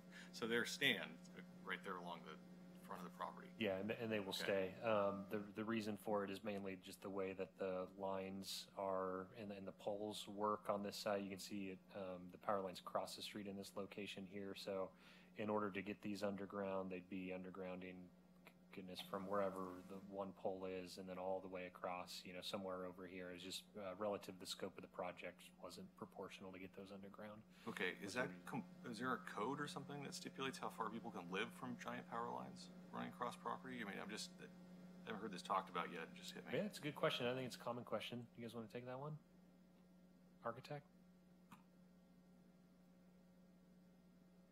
I don't know if there is a distance that people can live. I think the setback for overhead power lines, the power company would tell you it's 5 feet from the kind of the outside stanchion, 5 feet on either side of that. And my guess is that those existing lines where they cross Sherwood Boulevard are probably closer to existing properties, residences currently than they will be to the proposed building. I mean, I don't have an aerial to see, but that would be my guess based on the because it's running across property lines to the south already, looks like, in this aerial view. The next building to the south. They cross north of the site. Yeah, and they're quite a bit closer south of the property to the existing structure to the property in the south. Okay. I just wanted to make sure we weren't getting into another situation there. We would so they'll go through a full building permit review. That's part of the permit process? So if there were issues, we would catch that, and then, there's probably a few PGE, I believe how it works, PGE, like Gretchen mentioned, has their own standards, and so the builder would need to comply with the PGE requirements, but it's not a city code requirement. Okay. Yeah. Okay, thank you, The other questions? And just one more, just for my sake. So the variance cannot be done away with. I think we covered this last time. I just want to go make sure it's clear from applicant and from staff one more time. The variance cannot be done away with without losing the minimum density standards here, in your best opinion. You can't, because you lose the number, you lose units, if I remember right.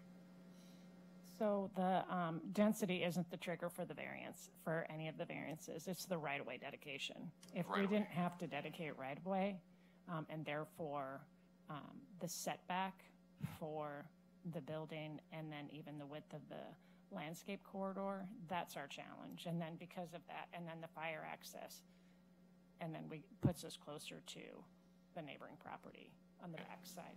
Meaning if you tried to comply with all that without having any variances in there, you'd have 2 few units to meet the minimum standards. And Eric, I remember you said you thought that was probably reasonable last time, but any thoughts on that? Yeah, I think under the current form of the building, linear along the frontage, there's no way to get in a livable building area plus the setbacks in the front, plus a drive aisle with fire access, plus 10 feet of landscaping behind that, because that's also required by the code.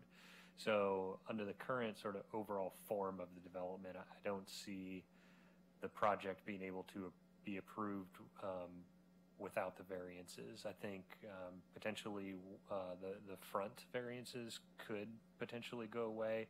I don't see that would result in a reduction in the building, depth. I think we'd want to check. I think the architect might have some comments on that about stairwells. So potentially these front ones could go away.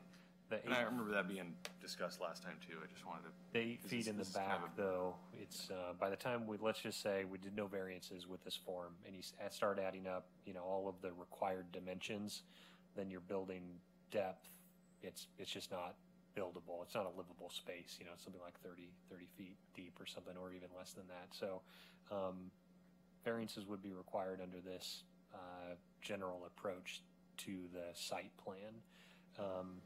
If you restarted, hard to say. If you restarted and said, let's put the buildings over here on one side, somehow figure out how to get fire in and out and meet the parking requirements, if you basically approach the site to put everything on one side and get over this challenge of the depth, then potentially you could look at no variances. But I don't know that that is a preferred outcome either, because then we're looking at a boxy building potentially on one corner, same height, 3 stories tall.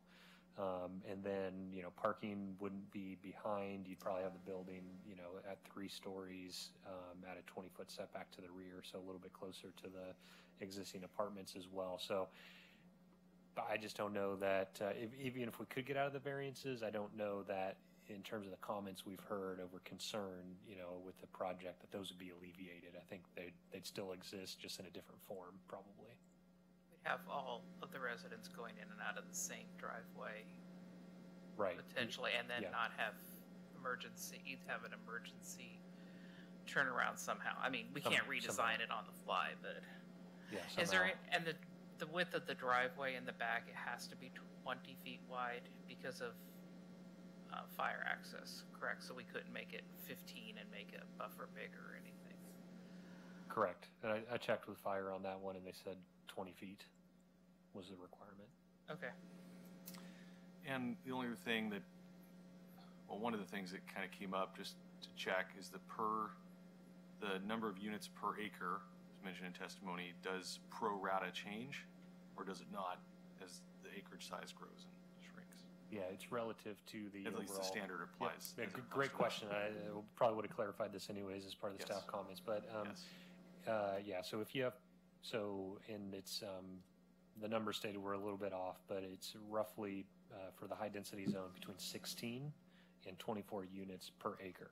So if we were looking at a 1 acre site total, the city could not approve anything less than 16 units on that property.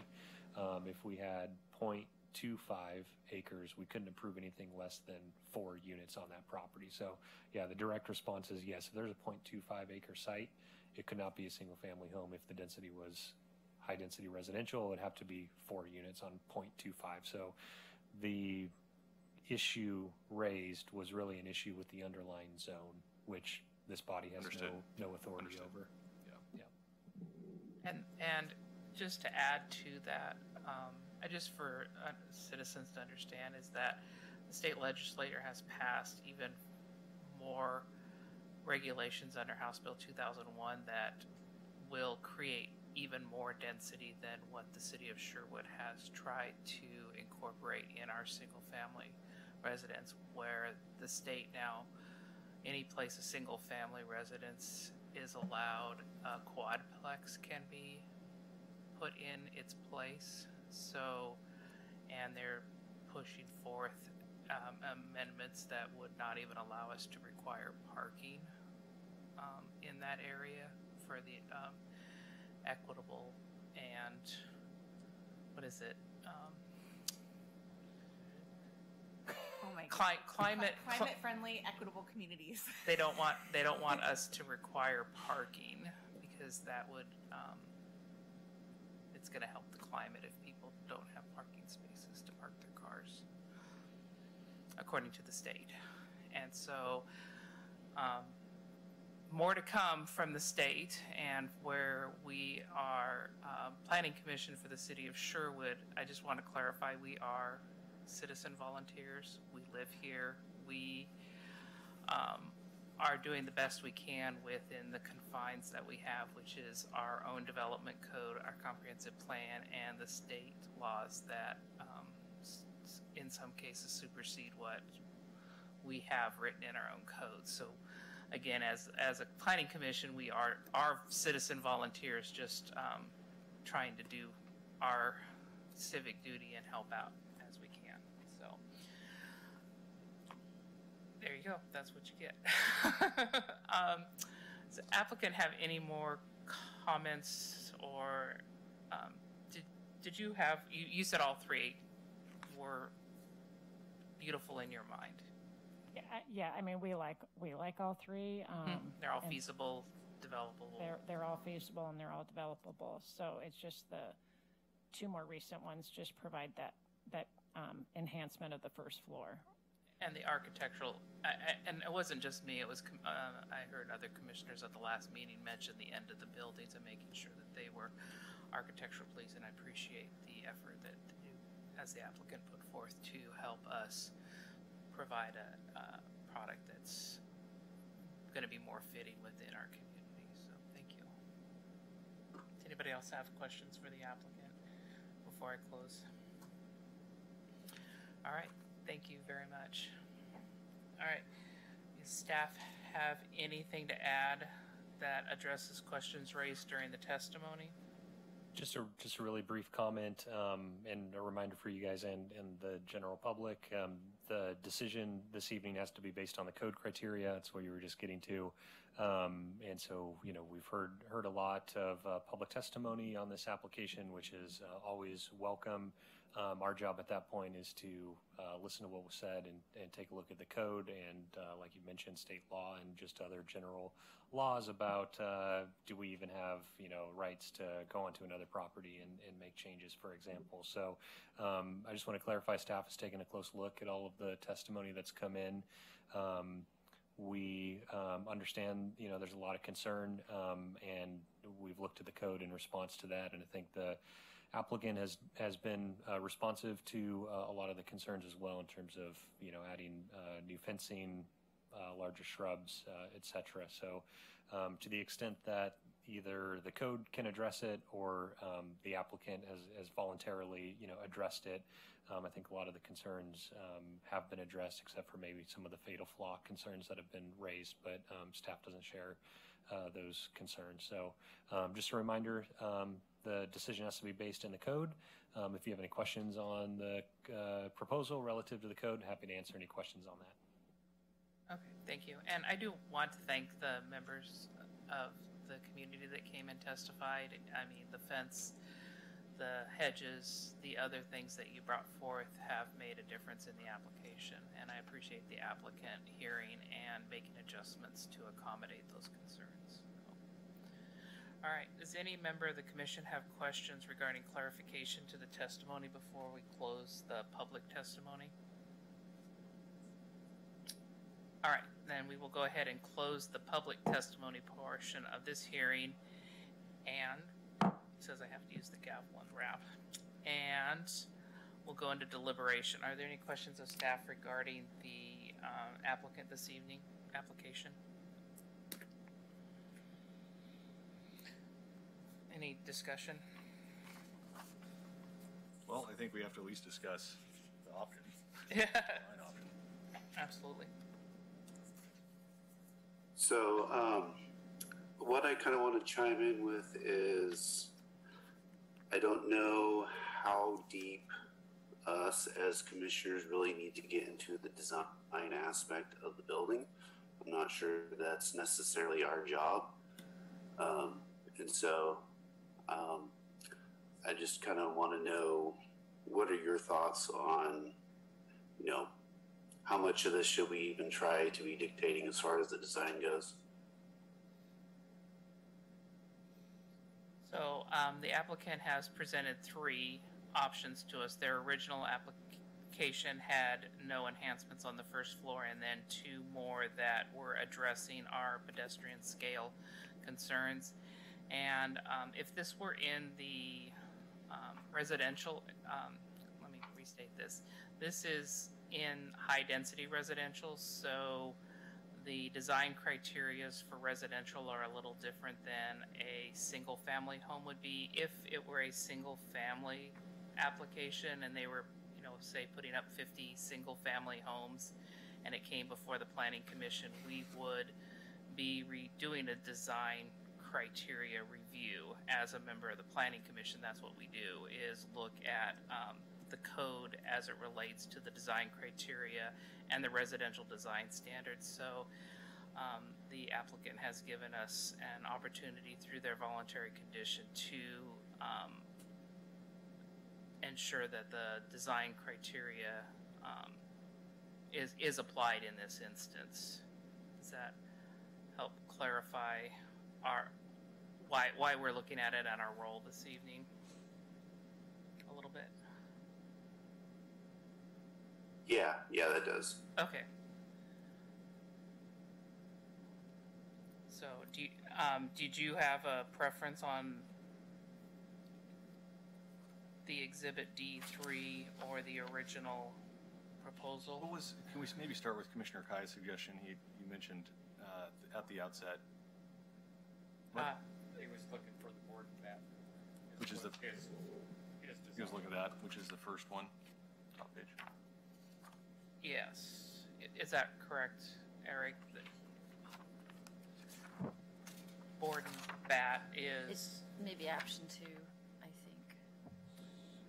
think. It's going to be the one with, sorry, I'm not sure exactly how it was put together, but there is on the second elevation down here, the one that it's not, the board and batten, is the one that has the windows as a different color on the second one here. So if you go back, the one that is actually board and batten has the same coloring on the front. And that's the one Commissioner Kai was leaning forward. The one Yes. that is, yeah. The exhibit. It's a first page on our exhibit. That was my initial leaning as well. Honestly, I like that one a little bit better. But they're both these are better than the original. Yes. It does seem like some of their glazing for the ends was a little different in their slides than in the pictures here, though. They are.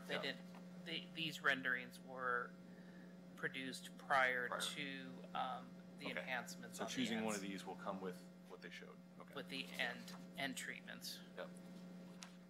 I think there's an agreement, I don't want to speak out of turn, but I think there's an agreement that these are improvements above and beyond the first option. I think that we can probably safely say that we would want one of these 2, but the first option is not something that we were supportive of. Is that correct?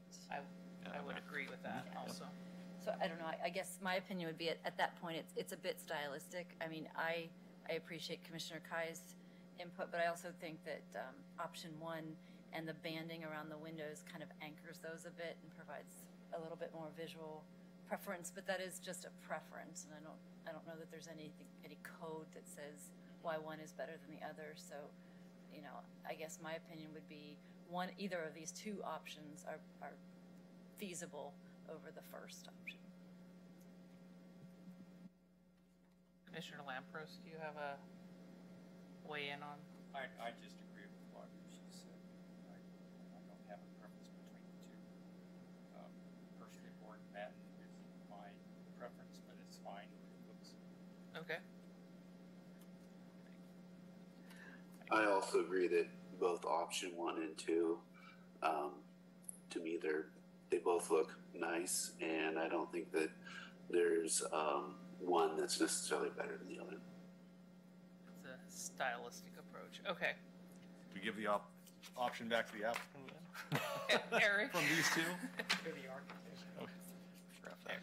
Do we need to pick one of these, or can the... Yes, you do. Yes, you do. All right, good. Well, this is why I asked if they had a picture of both of them. Only a picture of one of them. That helps. No, I mean like the JPEG, when with the person standing there for the tree, like walking in. Oh, I see. Yeah. All right. We got one board mat. We got one vertical lap. What is it? Vertical? I think vertical siding. Yeah. It's vertical lap. Cement siding. Vertical lap. I was bored, but Board mat. but Kai was too. So I think, hey. Commissioner Wenhorn, do you have a preference on between the two?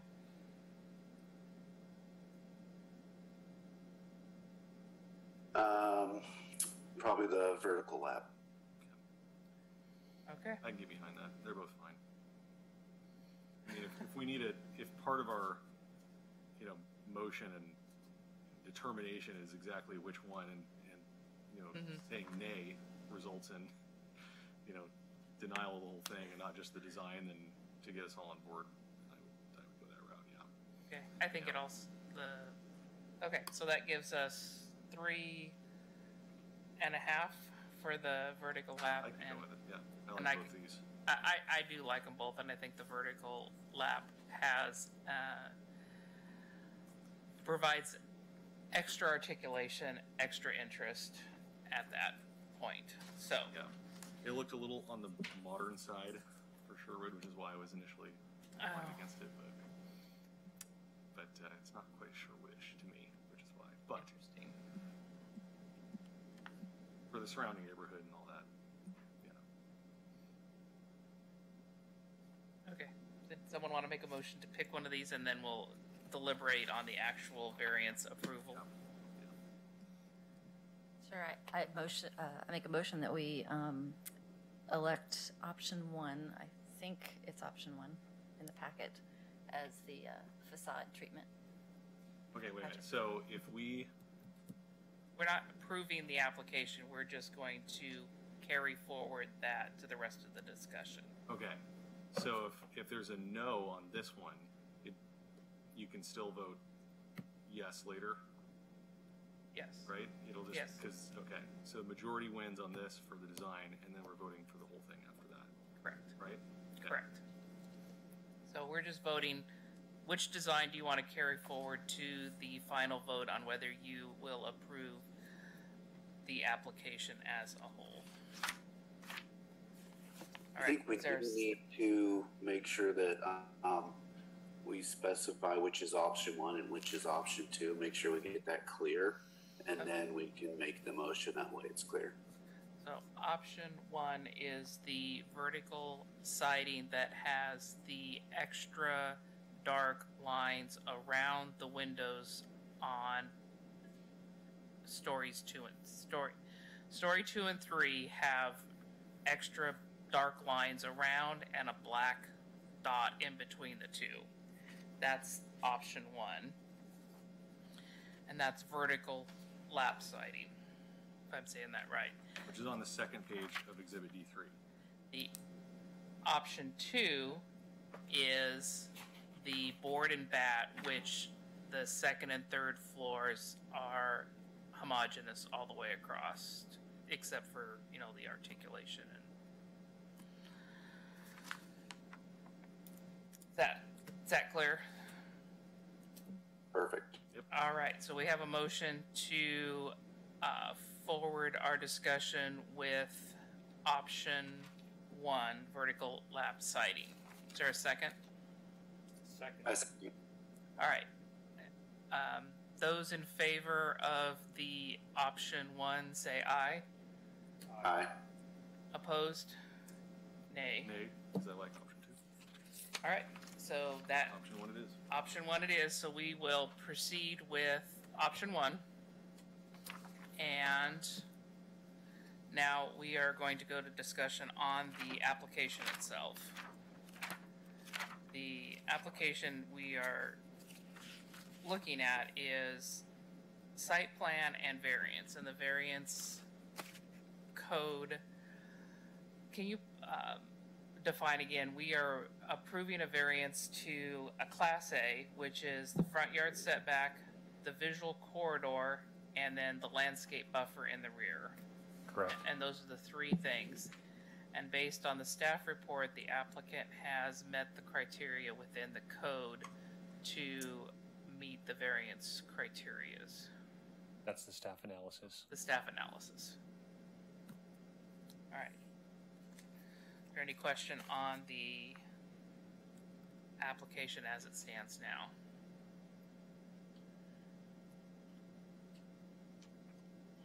All right. And what we have presented before us regarding the driveways and everything like that, they are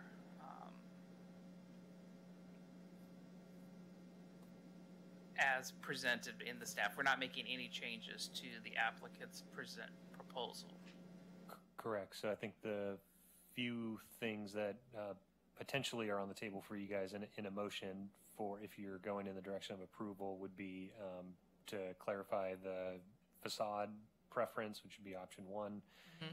And then second would be addition of the 5-foot gallon shrubs at the rear, but everything else would be as described in the staff report. How are those referred to in a motion? Are they condition numbers or something like that, or do I just refer to them in general English? Yeah, so the thing that we want to make sure to get in the, I'm just seeing, Spencer, if your PowerPoint is still on here. I don't think it is. If we can get the visual for the windows, maybe we can get that. Do you have that wasn't labeled like clearly, was it, in your presentation? Did it have a title in it? Yeah. So I want to make sure just to clarify what the exact location and everything in the windows in the motion.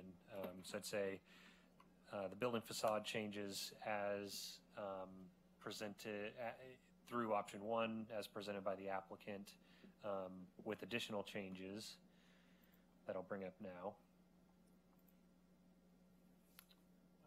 This one?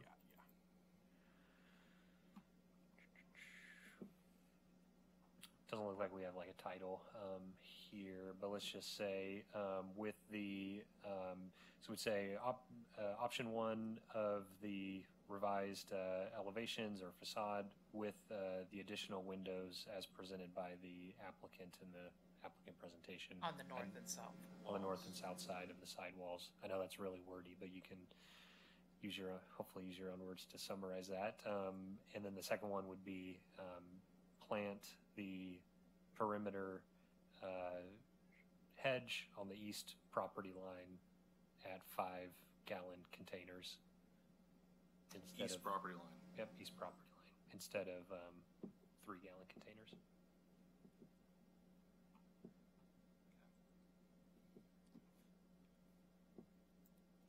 Okay.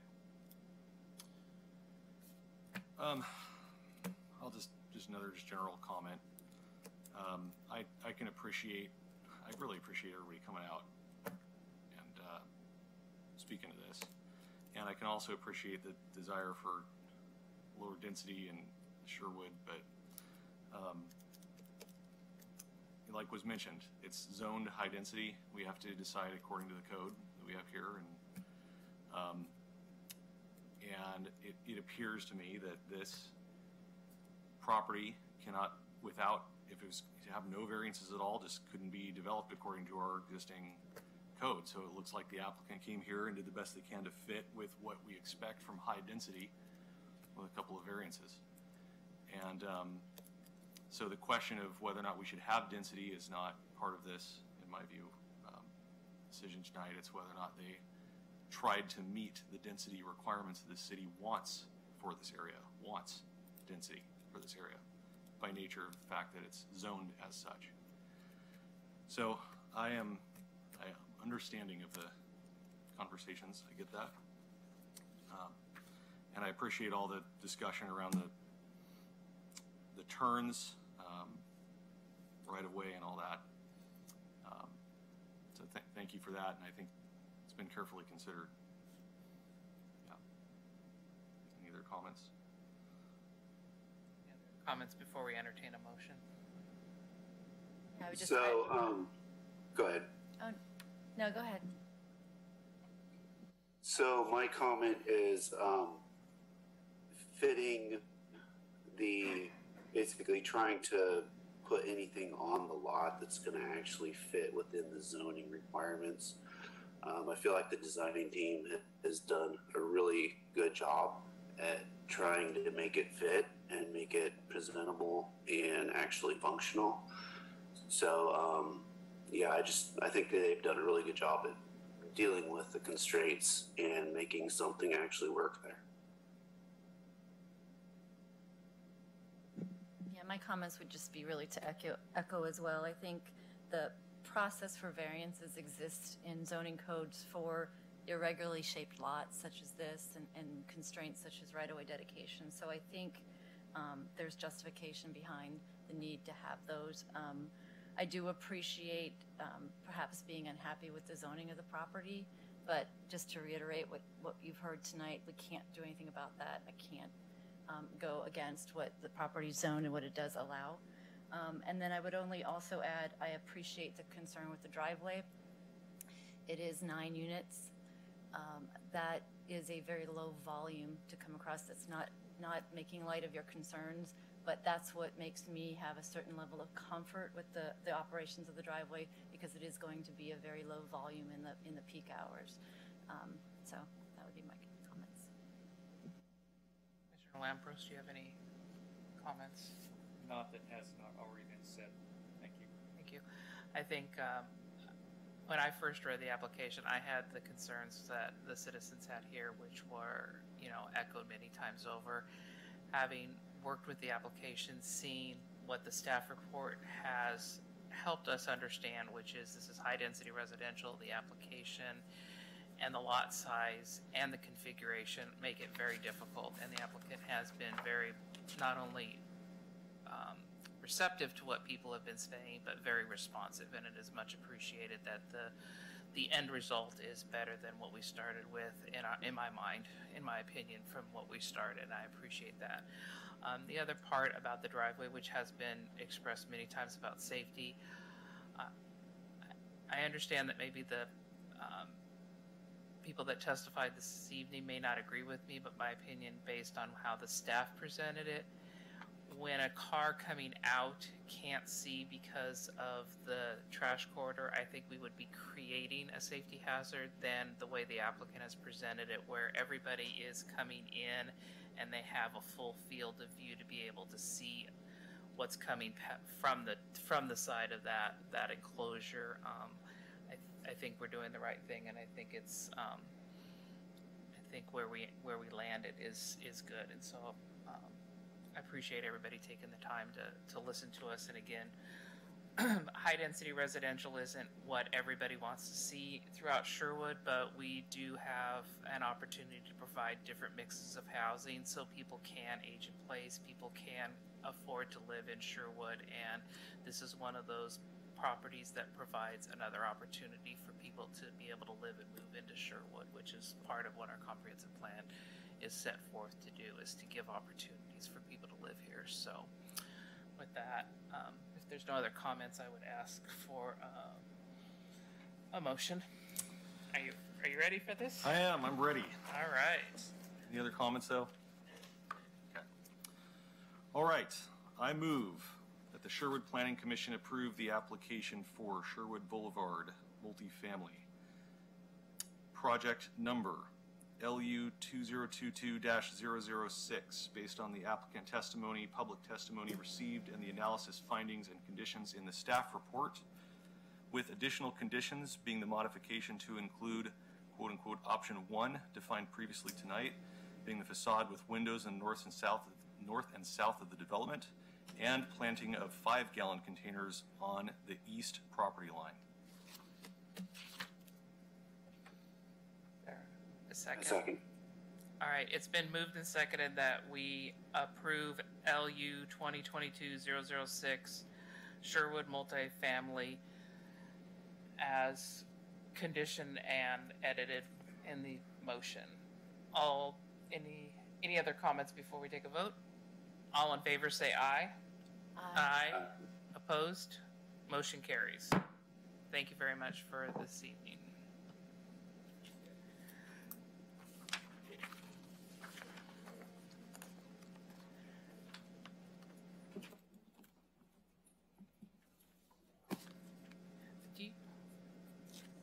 If anybody wants to appeal, they'll be provided a copy of the notice and they'll give them instructions. All right, and thank you very much. Appreciate that. All right, so next item is commissioner comments.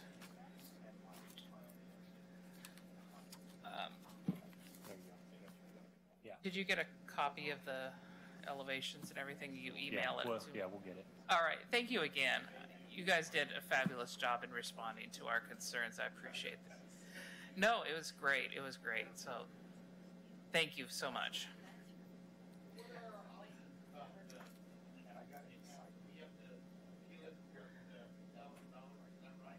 So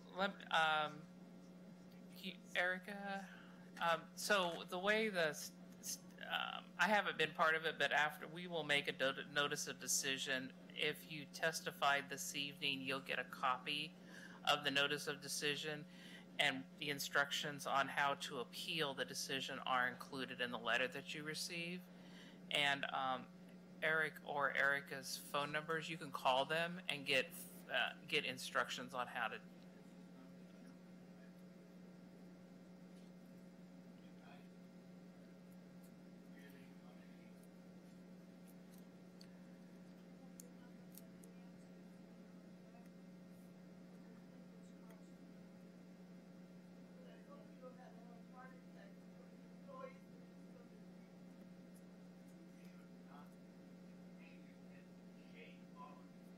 All right, we're going to go ahead and move on to commissioner comments.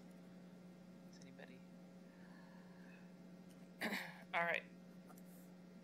Do you have any other comments from staff before we adjourn this evening? Thank you for all your hard work on these current planning applications. We are getting over the hump. So, with one hearing tonight, it felt like a much lighter load. So we might have a few more coming in the next month or two, but we're getting over the sort of heavy workload. So thank you for all the hard work.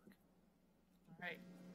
Thank you. And then next meeting is only a work session. We'll start at 7 p.m. for the working session.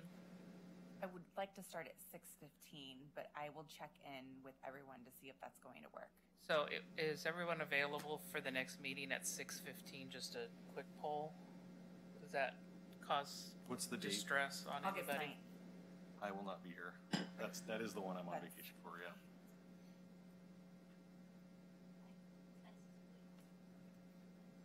Can't. No, I said tentatively. Okay. All right, so we'll just have to get a email poll from everybody. Okay. All right. With that, we are adjourned. Thank you.